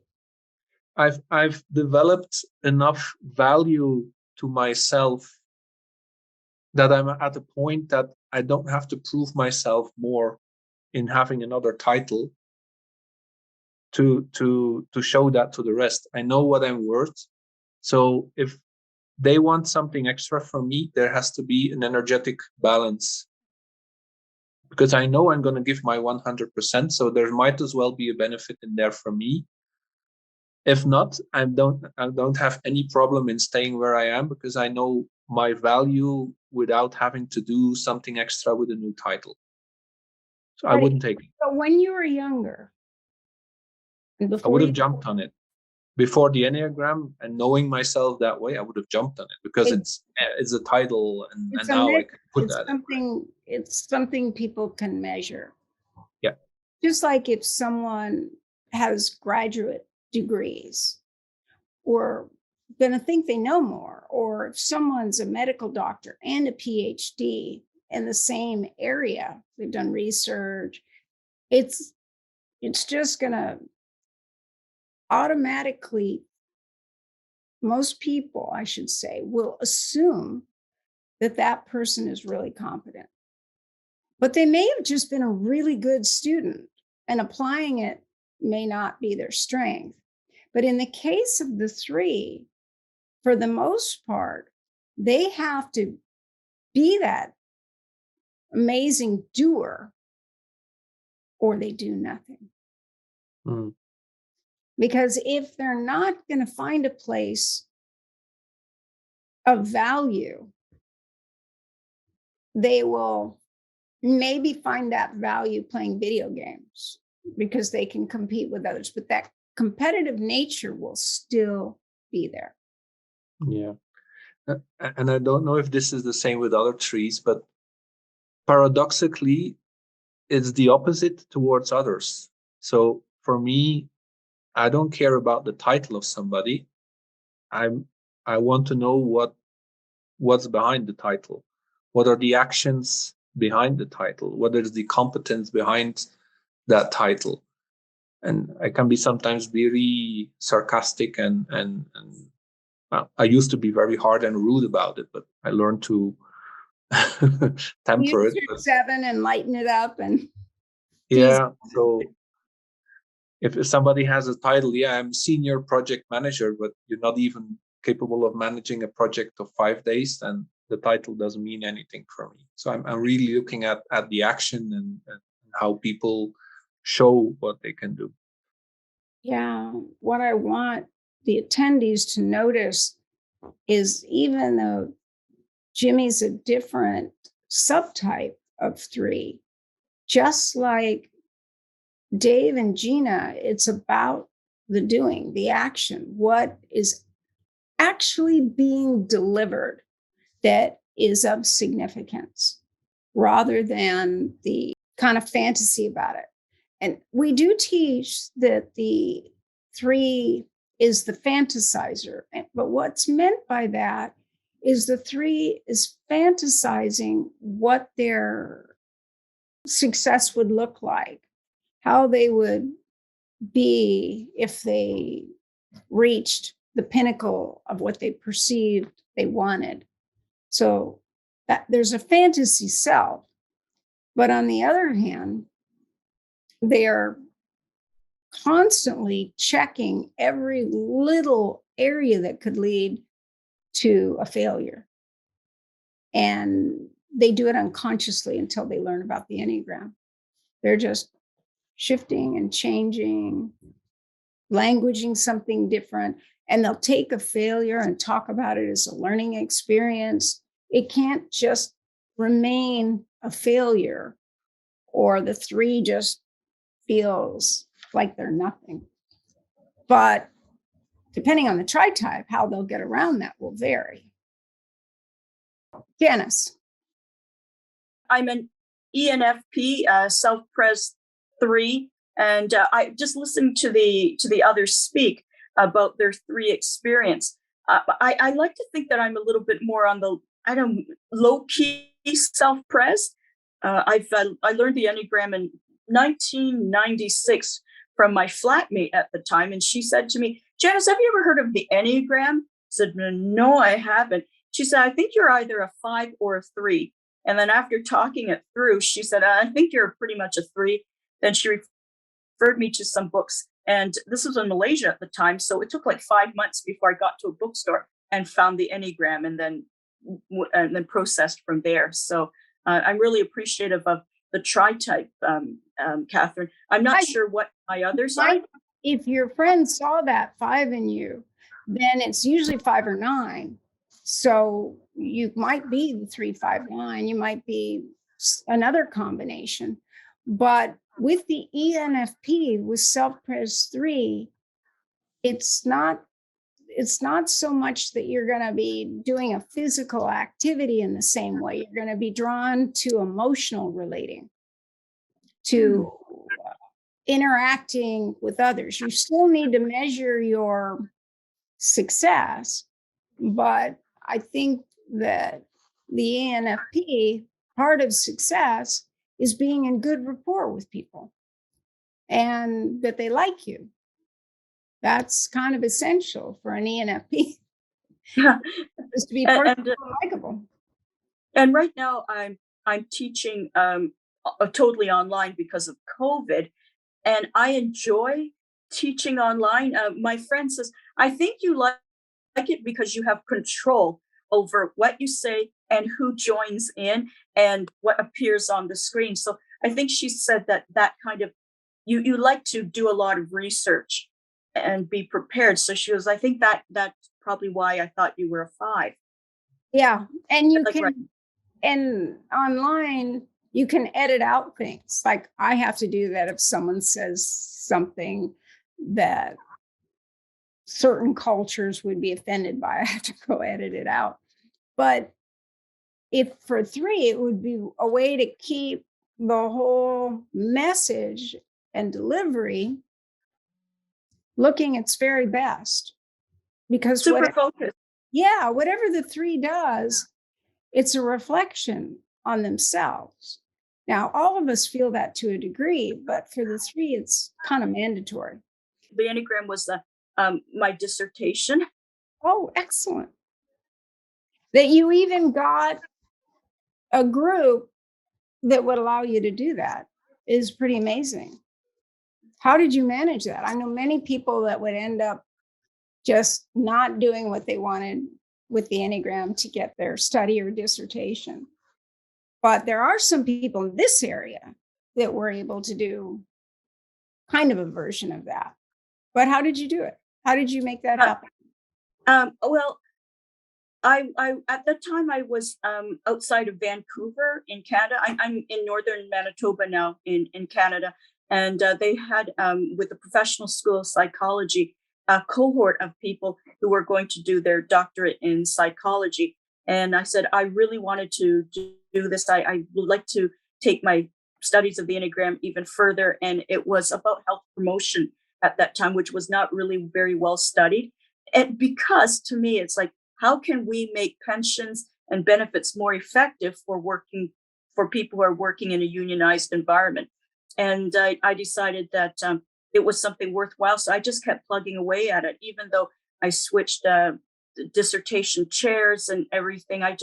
And I was teaching in the Arctic at the time. So there's not much to do unless you want to watch TV all the time. You might as well keep grinding out the work and dissertation. And I had a target. I said, I want to finish by a certain date.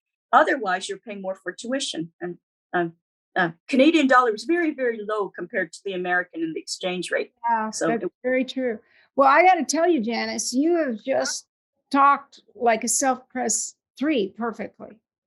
Everything you said, there's just this way that the 3, particularly the self-press 3, gets into the role.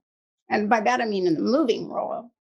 They also get into the image role, but once they're in motion, they know what to say, how to say it. And like you didn't even consider just watching movies. So you just plugged away, notice your word use, at getting your work done. Whereas some people might say, yeah, it's the Arctic. Let me just kind of watch every movie I ever wanted. Dave? I heard you talking about lists, about having a list. And I've learned a whole bunch of things about lists. Or the biggest thing I learned about lists is that what Adyashanti said, and I don't know if you know who Adyashanti is, but he's sort of a spiritual teacher around here. And he said, you do the next obvious thing, and then you can quit doing lists. But a list is also a clue that you're really a 3. I mean, lists were so important to me. Careful. Yeah, they're just so important, but it's so nice to get away from them. Yeah, some 3s would have their list, and then I asked them, well, what did you do when you completed? How many things were on your list? And then usually there were a lot. And then I said, well, what did you do when you completed something? And they either checked it off or crossed through it, and that gave them a little good feeling. And I said, well, what happens when you did other chores or things that weren't on your list? And a surprising number of 3s, at least 70, maybe 75%. They added on. They added it on and checked it off. I'm afraid I'm like that too. I've set a goal to self-publish a book on Amazon every season. So that's 4 a year. Oh my gosh. So I wrote a book on the Enneagram and princesses. So during the time when Meghan Markle was marrying Prince Harry, I said, this is a good time to actually do this. So it was Enneagram princesses who were 7s. So I studied 3 of them, and I just got that. I said, okay, the wedding ceremony's this date. I want to get it out before they walk down the aisle. And so that entailed a lot of staying up late and researching, and I managed to get that one out. But I was very happy to do that. So yes, and I'm trying to get more books out. Drive and ambition. Beg your pardon? Well, that's the drive and ambition of a 3. If you're going to do 1 a quarter and you're going to stay up working to do it, that's no different than a 3 that's working a full-time job and building their house and doing a lot of work themselves, like someone I know. But one thing we have not discussed about 3, about being the best, is the way each instinct or an aspect of 3 where they need to still have the best thing. So even if they cut costs in one area, they'll have what they do have will be very high quality. Even if it was old and remade into something, the actual wood or physical thing, chest, whatever they're going to do, it's going to be of high quality, or they're going to make it high quality. Do you guys relate to that? That you're going to up the quality of whatever you're doing physically. That it's important to leave something higher than where it was when you started, whatever it is. Jimmy, do you relate to that? Absolutely. You have to leave something tangible. It has to be visible. And as you say, I will sometimes buy something secondhand or maybe a secondhand table in a really bad condition. so that I can put the before and after pictures on Facebook. I really love to do woodworking. I'm not a carpenter at all, but I like to do some woodworking in my spare time. So just saying you have something meaningful, like here, there's a lot of old houses that are being torn down from the colonial era. So once I got hold of an old door, and I just needed a table for my office in the meeting room. So I just took that door, put some 4 paws on it, put a glass glass cover on it, and was our meeting room table. So yeah, for me, it's important that you can give something a new life or leave something that has meaning. Something memorable, even though 3s are producing things that can go away, the 3 wants to have something that will remain, that the 3 contributed. Because being a heart type, it's all about contributing to others so they can value you. Now, if you happen to be social as well, it's too bad we don't have a social 3, but then there's a bigger version of it. Joanne or Jean? Jean. Yeah. Are you social 3? I'm a social 3. Okay. Would you speak to what I've said about the social 3 and the need to kind of know who everyone is and contribute. And contribute. Yeah. And how do you contribute? By scanning the group or knowing the individual and individualizing the contribution to their need. Yeah. And at what age did you start doing that? Probably in childhood, in negotiating family dynamics and knowing who I needed to be with each parent and with my sibs. Yep. And it was a different facet of myself that was needed for each of them. 2, 3, and 4 all do that. So that's why the false self then becomes a little slippery. You don't get to just be yourself. But that's a great thing. And what I've been talking about with the 3 all along is that social 3 avoids that empty feeling by really being in relationship one way or another, or performing to a greater group. And the contribution is the way to do that. And each 3 might do something different to contribute, but it will involve multiple others, not just one other person. So when I donate my time, it's usually to work with someone one-on-one. Now, I was on 2 boards, so I might do that if someone really asked me, but it's not my preference. My preference is to donate my time my way, in my own structure. And, I did teach in the California jail system in 2 counties years ago, and then just a couple of years ago again. But that was rewarding, but still I enjoyed when the incarcerated were out of jail and we were working like this. So instinct plays a very dominant role because it is more significant than our actual type and tritype, because the instinct is triggering the whole system. Okay, now for my panel, is there anything that I didn't say about 3? I think, Dave, there was something you wanted to say. You had your hand up that I didn't say about type 3 that's really important. I went through all the instincts. I was social when I started because I needed to have that animal hospital get off the ground, and I became a Rotarian, and I would go to every Christmas party around and all those sort of things. And then I got really tired of being social.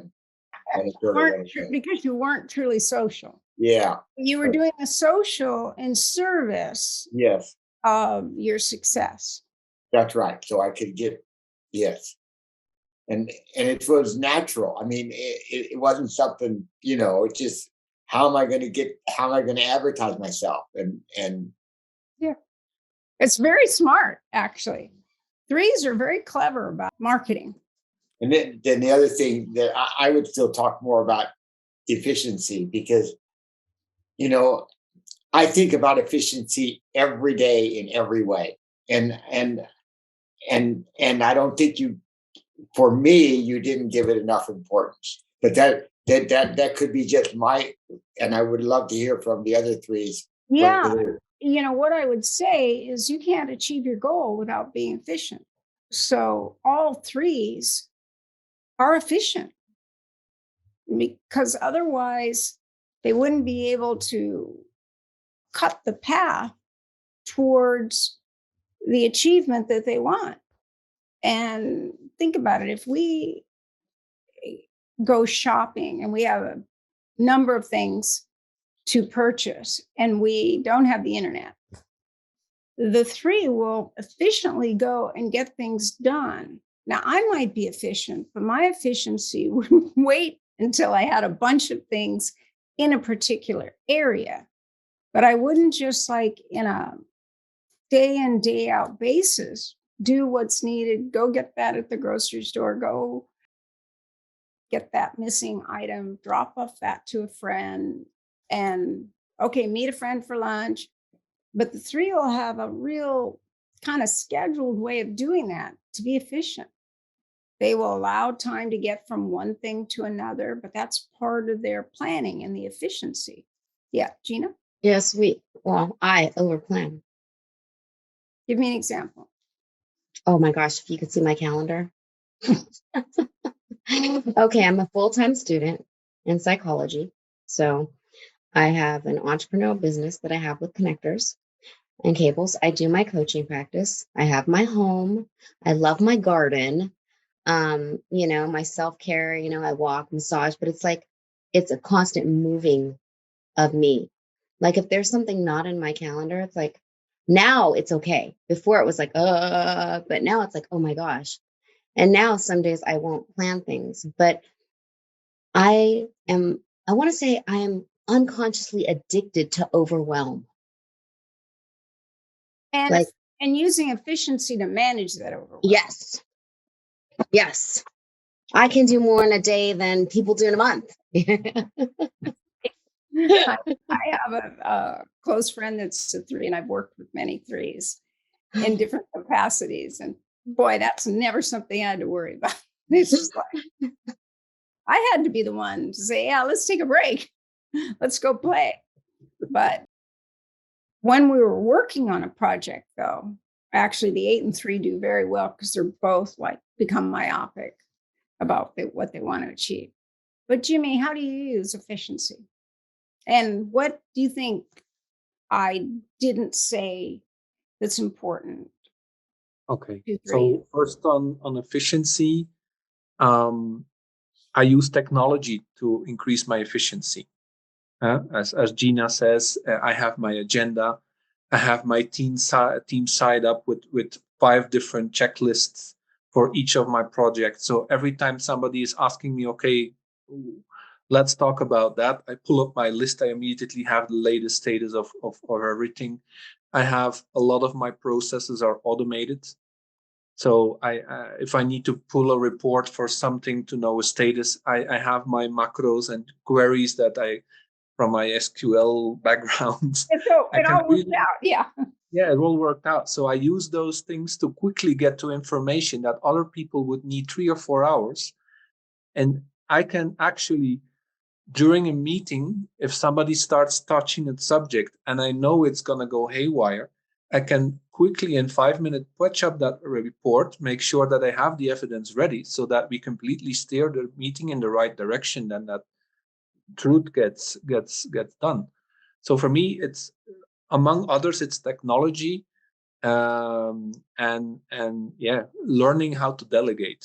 Yes, and the interesting thing is that threes are efficient, even as little children playing with their toys. And they usually like routine. They want to know that they're going to do this at this time. And if they have that routine, especially if they're the self-pres, then they're going to play with their toys, parallel play with their friend, and then do the next thing. But if you disrupt that, they don't really know how to get to the emotion. They're upset and they may cry or be angry, but they don't quite have the words as to why, because there isn't an easy connection to the heart. But I've seen it with little guys that are threes that are, at 18 months, it's already in place. But by 3 years old, boy, that efficiency is just mandatory, as well as wanting to plan and organize and know what to expect. Now, some people might say all children want that.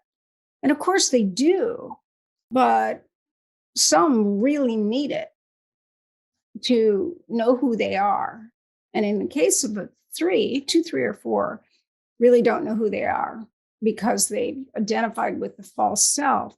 But when they remember who they are, then it's extraordinary, as you all may know. But I agree with you, Dave, that efficiency is like breathing for a 3. It's mandatory. Jimmy said something about always being ready with evidence. That was one thing I had forgotten before Enneagram. I had all the answers just in case that question came up in the meeting. Yeah. Yeah, you nailed that one. I don't do that as much, but I remember, and I would read books or whatever. So if someone wanted to know that, I just had every possible outcome and I had it ready. So it was effective. Like even like my life savings, like, okay, if that bank account runs out of money, A, plan B, plan C, plan D, plan E, like there was always some other backup to go to of preparation. I don't do that anymore, thank God. But it is common for the self-pres 3. Self-pres 6 too, but for the self-pres 3, it'll be the task and the goal. It won't just be in general. Dave? And the other thing that I don't think you talked about, and I've been thinking about this a lot lately, is I don't think I ever knew what happy was. And the despair of the 3, the sort of the morosity that we hide like crazy, but we don't. I mean, I talk now a lot about peace and joy, and the peace is the most important thing of all now. But happy is still something that I don't know very well. Do you know pleasure instead? Like if something tastes good or feels good? Or does that still in your mind start to become a structure of thinking? Yeah, I don't think I know those things very much. I mean, I know when something tastes good, but Yeah. but I don't and I don't know if other 3s feel that way. But there is. Do you guys, Gina and INTJs feel that way for sure. But go ahead, ask your question. yeah, do you guys know what real happiness is? Or I mean, do you get happy? And because first of all, I don't even know what happy is. It and the Dalai Lama said something about extreme satisfaction, that, and I can get that. I can get those things. Do you get the joy? Like if you Well, see joy to me something? is if I hear a hawk and I can look up and see the hawk, and and we have a nest here of blue herons just a block away, and I saw 10 blue herons flying the other day, and just the awe of that, that to me is like, oh my God. That's the way you do happiness then.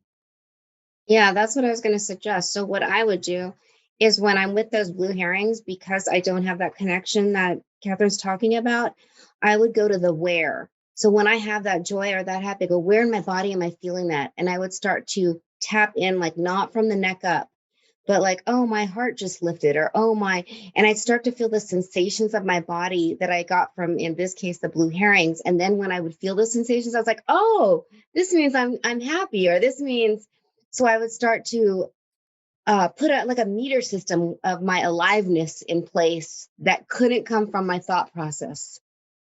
Yeah. And yeah. The 3 has to learn to pull it down into their heart. The 3 usually has their gut. They bypass the heart and go to their head. So it's getting the 3 centers aligned again. Now, here's the thing, Dave. Your head center is a type 6. So you're going to have doubt about what happiness is, in addition to being a 3. And your gut type is 8.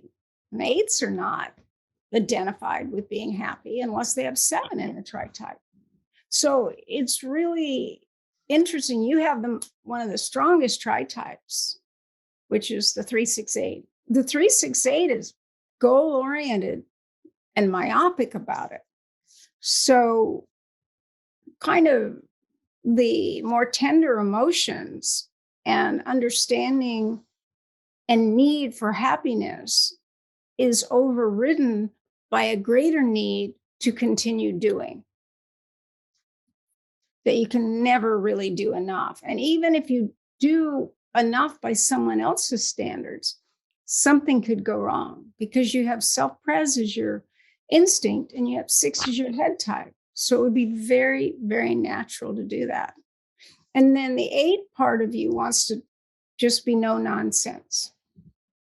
Even though you did adapt and change for people, you really didn't like it and didn't want to. And as soon as you could, you stopped doing it, or wherever you could stop doing it, right? But if you met someone that was like the Dalai Lama, you would alter for that experience unconsciously. But maybe you'd feel joy then. Well, joy, I think, is something you can feel. And I think I understand joy. I just don't understand happiness. Well, joy and happiness are the same emotion. You think? Yeah, no, it definitely is taught that way. So when you have joy, you are feeling happy, or when you're happy, you're actually feeling joy. But it's how you define happiness and joy, but they're actually the same emotion. They're variations on the emotion of happiness, joy and happiness. So, Jimmy, you don't have any problem with joy, and Gina, you've learned how to work with joy and happiness. Actually, I had to learn it because sometimes you're so busy that it's so natural that, okay, success, well, let's go.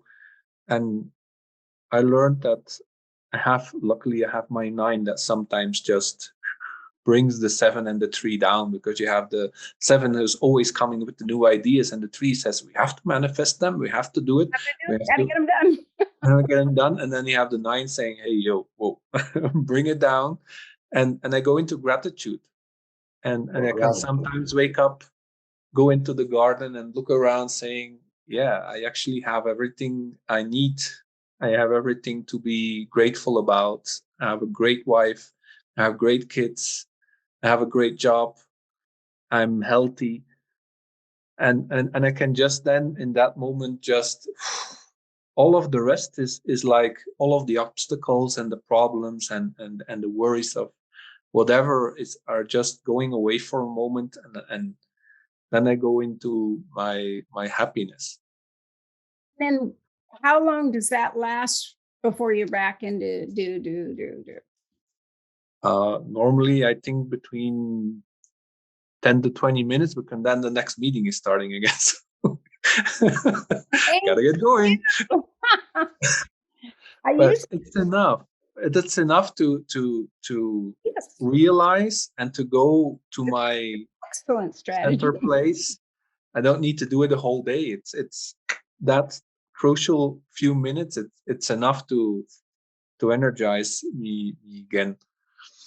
So there's one thing that I would like to add on the 3 It's that ability to make or to create this hope in other people to do what Yes. they think is not possible, to make their dreams come true, or to show them the way how to manifest the thing that they have there in the little cloud of one Yes. day I want to become.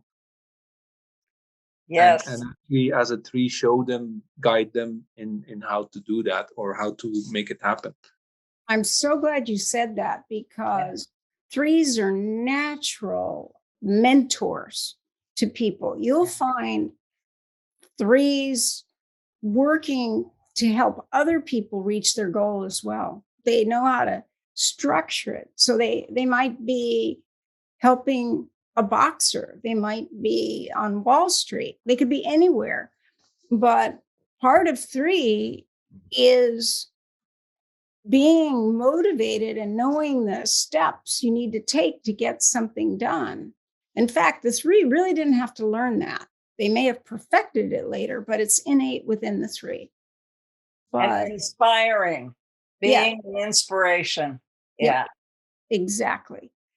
And it's a part of three that isn't fully understood. So I'm glad you brought that up, Jimmy. And everything that you guys have said is meaningful, because the deeper part of three was just not transmitted. It got dropped in the transmission of the Enneagram. And then what did go out was more the areas where the three struggles. But the flip side of the struggle of each type is an extraordinary attribute that can be manifested. It's just with the Enneagram, like with Naranjo, I said, yeah, you're pretty brutal with the types. I said, couldn't you put some kind of good things about the types? And he said, well, the Enneagram is showing you what you need to stop doing. So why put in good things? So he said, I see all of the Enneagram type as pathological.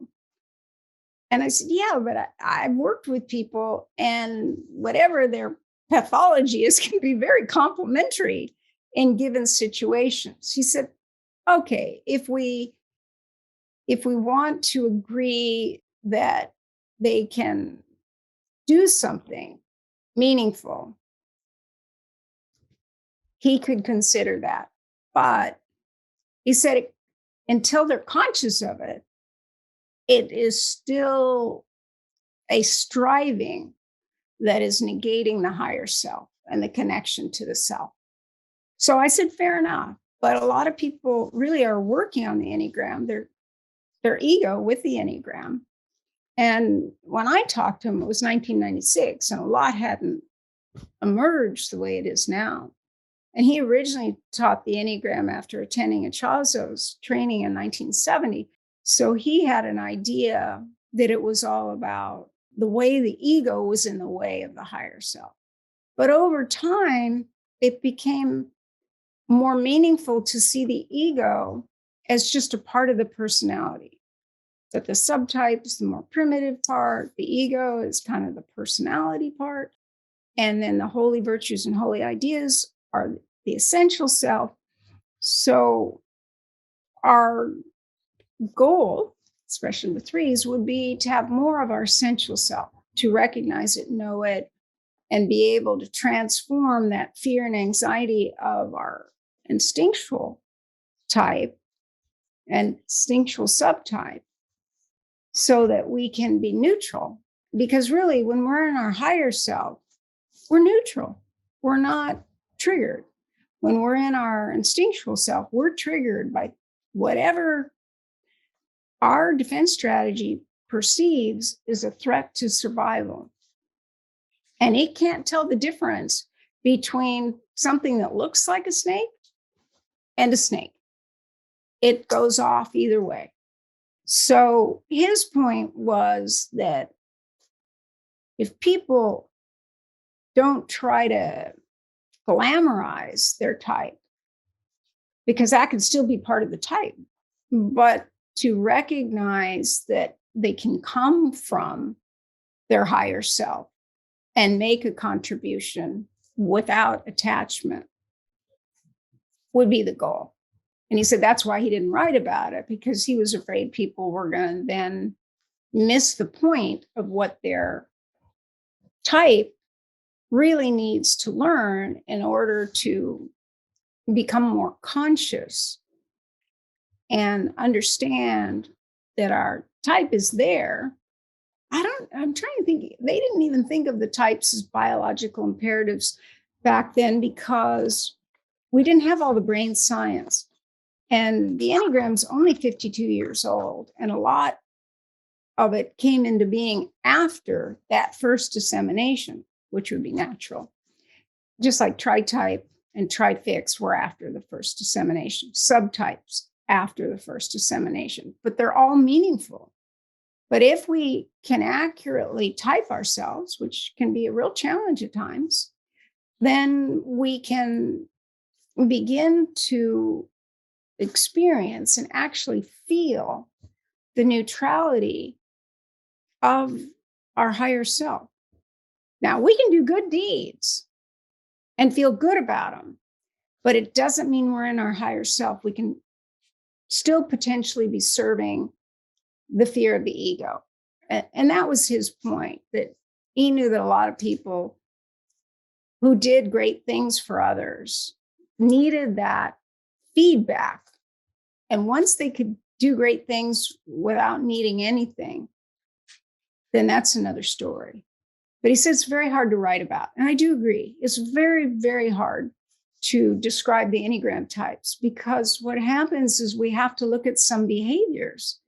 But our Enneagram type is not based on behaviors. It's based on our motivation, not what we're doing, but why we're doing it, which is why 1/3 of the Enneagram, the 369, will mistype much of the time. So I'm just trying to get the 3s, the 6s, and 9s back into their correct type so they can benefit from understanding what's going on with them. And I did these panels, and I really appreciate all the panelists because I wanted them to see the emotional need underneath each type and the multidimensional aspects of type, and give the opportunity to share parts of the types that were mistakenly dropped in the transmission of the Enneagram, which is really important. And if we know those elements and we know the types more accurately and how they were meant to be from the beginning and put it back into the type, then there are people that will shift their type. Now, nothing inside them shifted, just the title that they had. But we tend to identify with our title. So if we're mistyped, it's going to be hard for us to really enjoy what we're learning about our type. Has to be the right type. Now, if it's in your Tritype, it still does a lot of good. And if it's in your self-image, which many people do, they identify with their self-image rather than their actual type. But that's only because they don't know how the defense strategies work. But anyhow, I really appreciate you panelists. You're just extraordinary. I can't thank you enough. And those of you that are the types that were willing to share that important piece. I just can't thank you guys enough for making it possible to create something that will help people more accurately type. But as I close that, Dave, Gina, or Jimmy, or Jean and Janice, is there anything left that I didn't say? And just raise your hand if there is. Dave. Again, I get the feeling that anger is a huge problem in the 3s. Oh yeah. And right. And I finally got over my anger, and it's so hard. I spent all those years apologizing and trying to make things better. And I just, be happy to say what I learned. But if you feel that it's important, or if people have questions about it.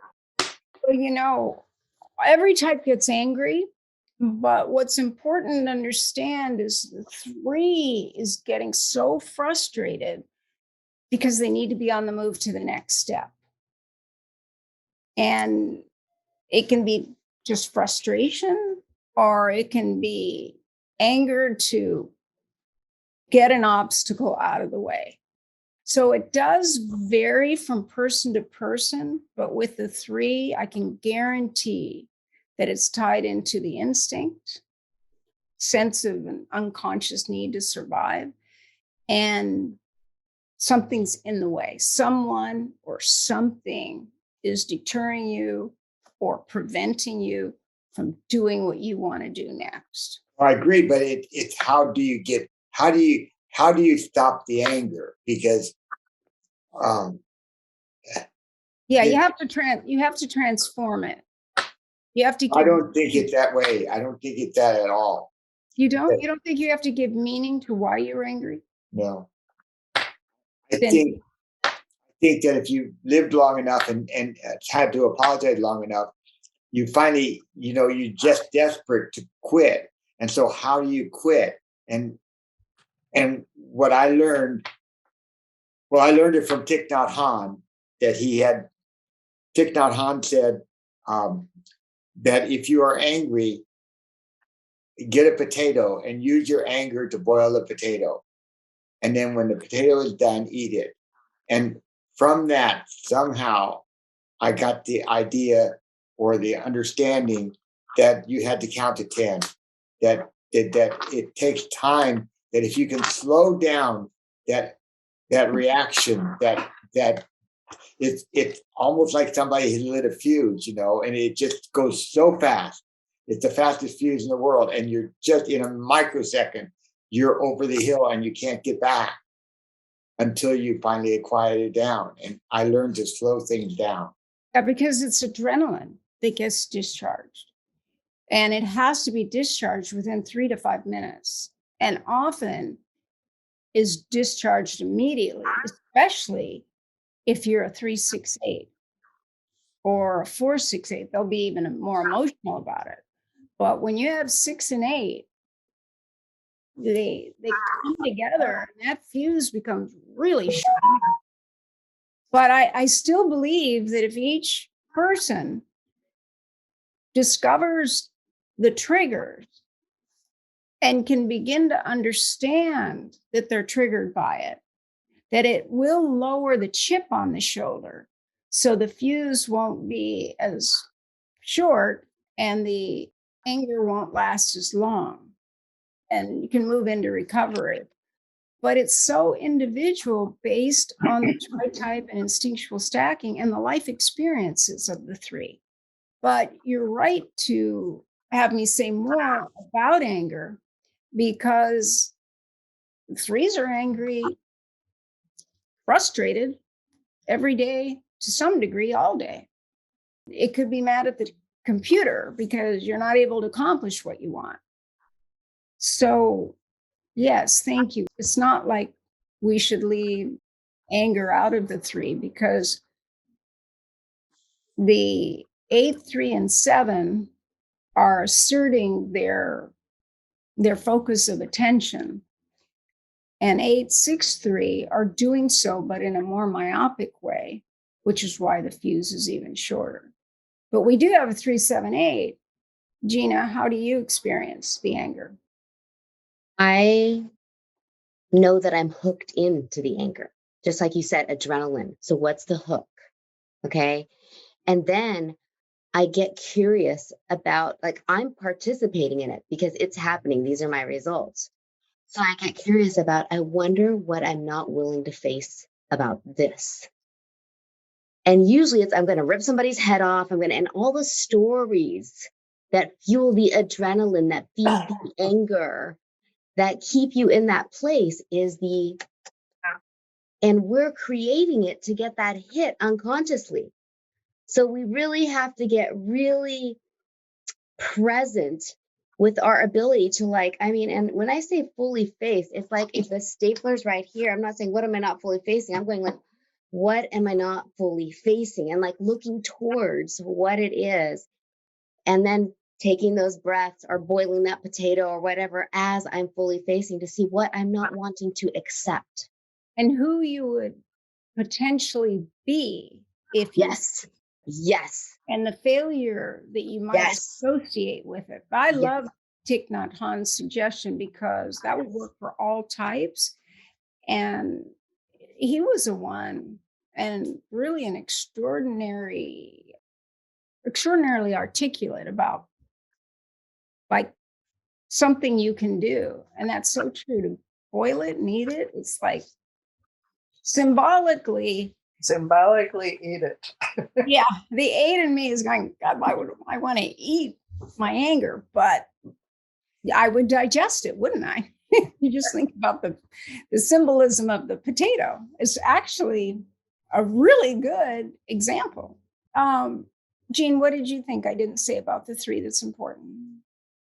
I just said, coming from a 3-7-9, without having the 8 or the 6 energy, anger is just a waste of time. I have no time for that.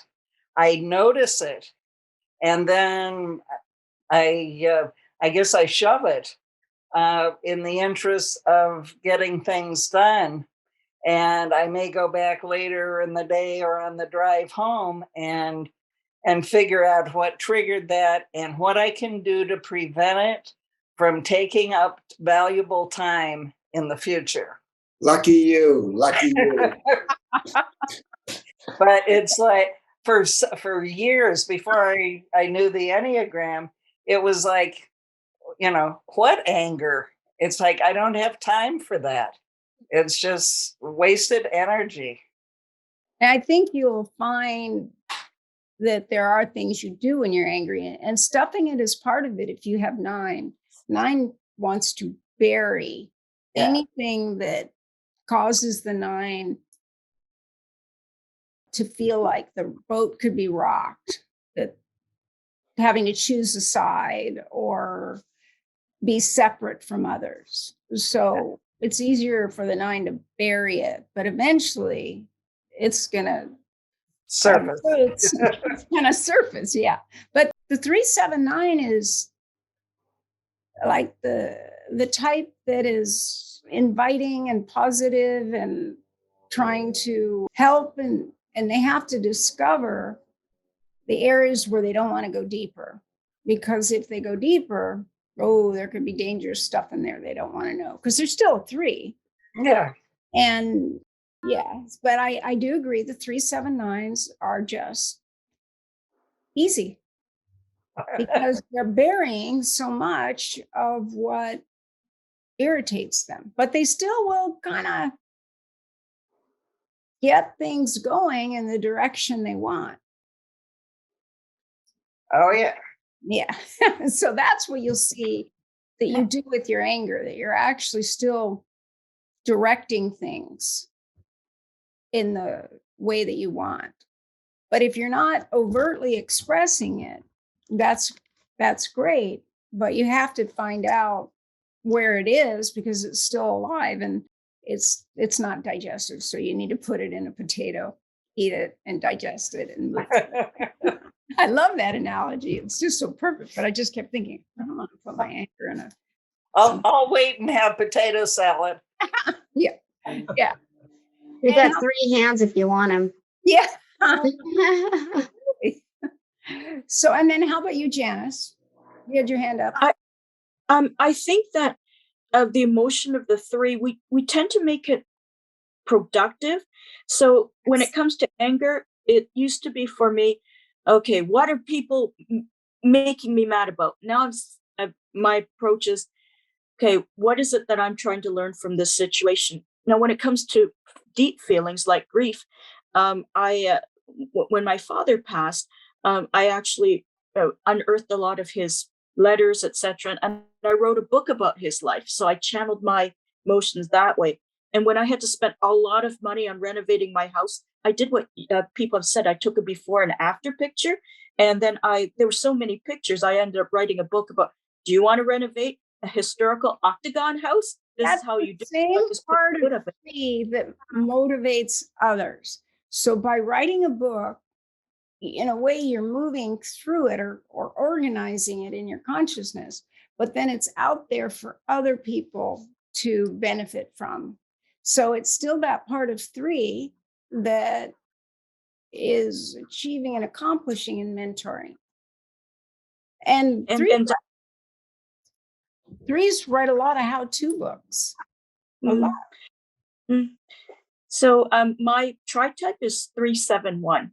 So I'm not sure if that means Well, that means any. you're going to be idealistic and you're going to get it done. Because if you have 1 and 3, there's just no option to not get it done.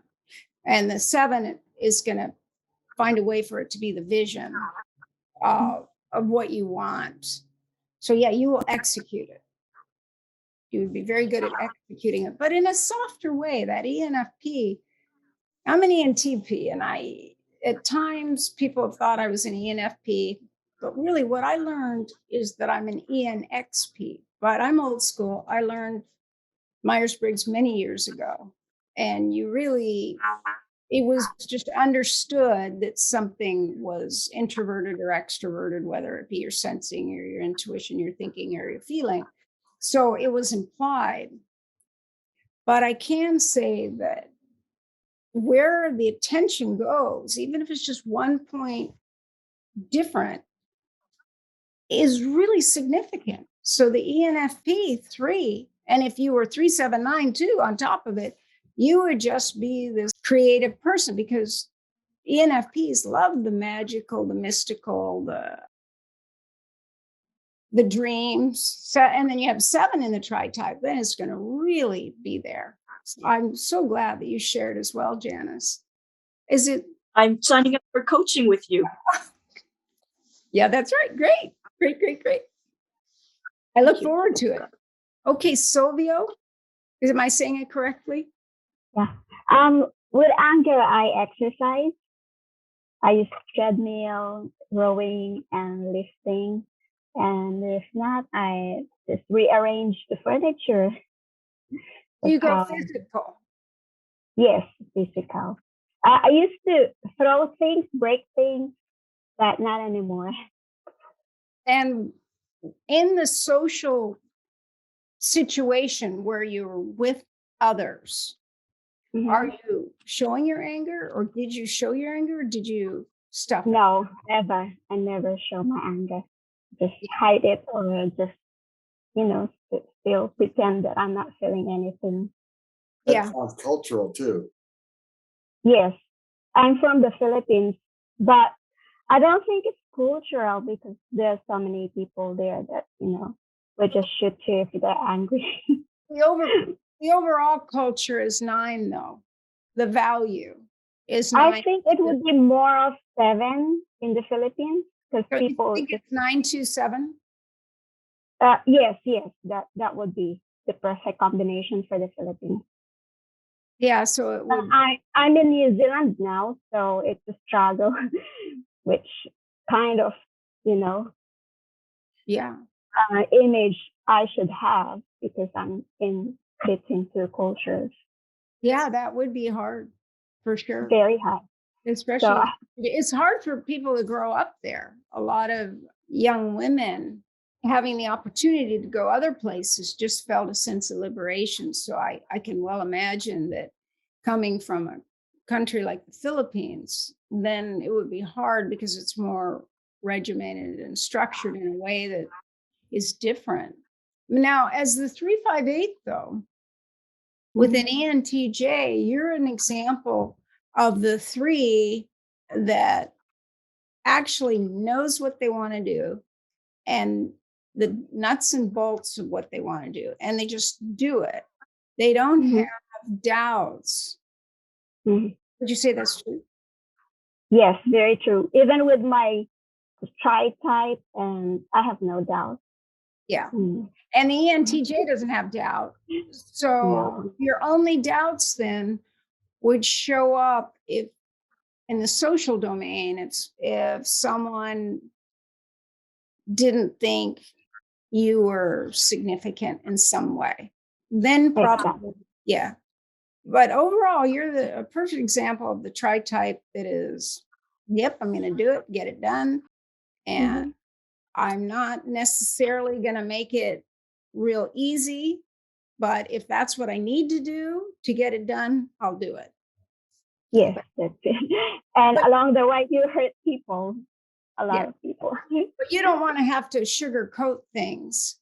No, Yeah, exactly. Yeah, the 358 can seem like an 8 too, especially with ENTJ. Did you ever consider you might be an 8?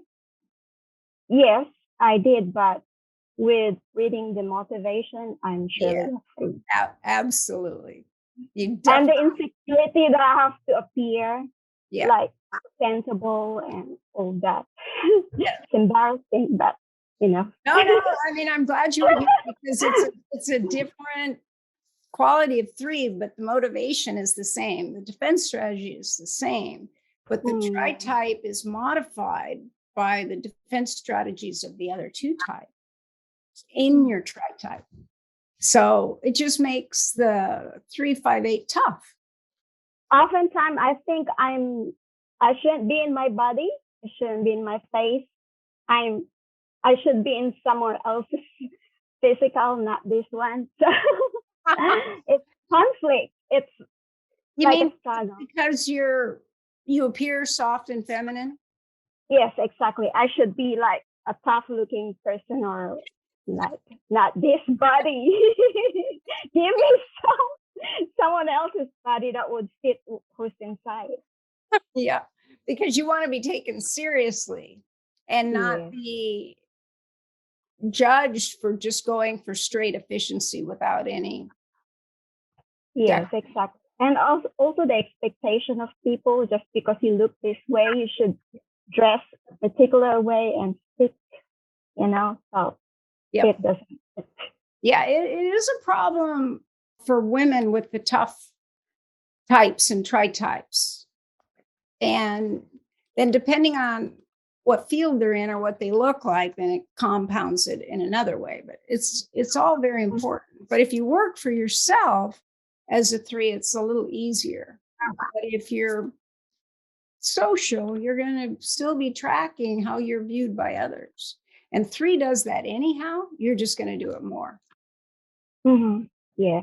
It's also with my voice, my tone, I sometimes have to like, what kind of voice pitch I need to use in this particular situation. With my husband, my voice is different. Now my voice is, I'm trying to modulate it so I would somehow be in your level. But I mean, so this is perfect adaptation you're talking about. Right. Whereas when I didn't fit the picture, people would try to think I was something else. And I go, no, actually, this is how I am. And then when they'd say, oh, that is how you are, it was like a disappointment. I said, but I told you from the very beginning. But I do know the dynamic you're talking about. And an ENTJ with 8 in a Tritype that's a female that doesn't look hard and tough, it's complicated because people are misjudging you at first and then maybe thinking that you're off in some way because they were off. So they're putting their idea of you onto you. And then when you're just being yourself, it's confusing to them. So that is the part that's hard. I get that. I heard a lot of people, like their ego, their emotion, without me, like it always comes to me like unexpected. That why did I hurt that person? Like, yeah, why did you say that the way you said it? Is what for me it's just like I'm just telling what's the actual situation or what as is, but why am I hurting people? And then it gets so overwhelmed, and that's when I'm gonna feel very sad, when I feel like I'm hurting everyone without me knowing why I'm hurting them. Yeah, but that's because you're a compassionate person. If you weren't, you wouldn't care. Yeah. So That could be the social instinct. yeah. It usually is the social instinct, but threes are naturally social because you need an audience.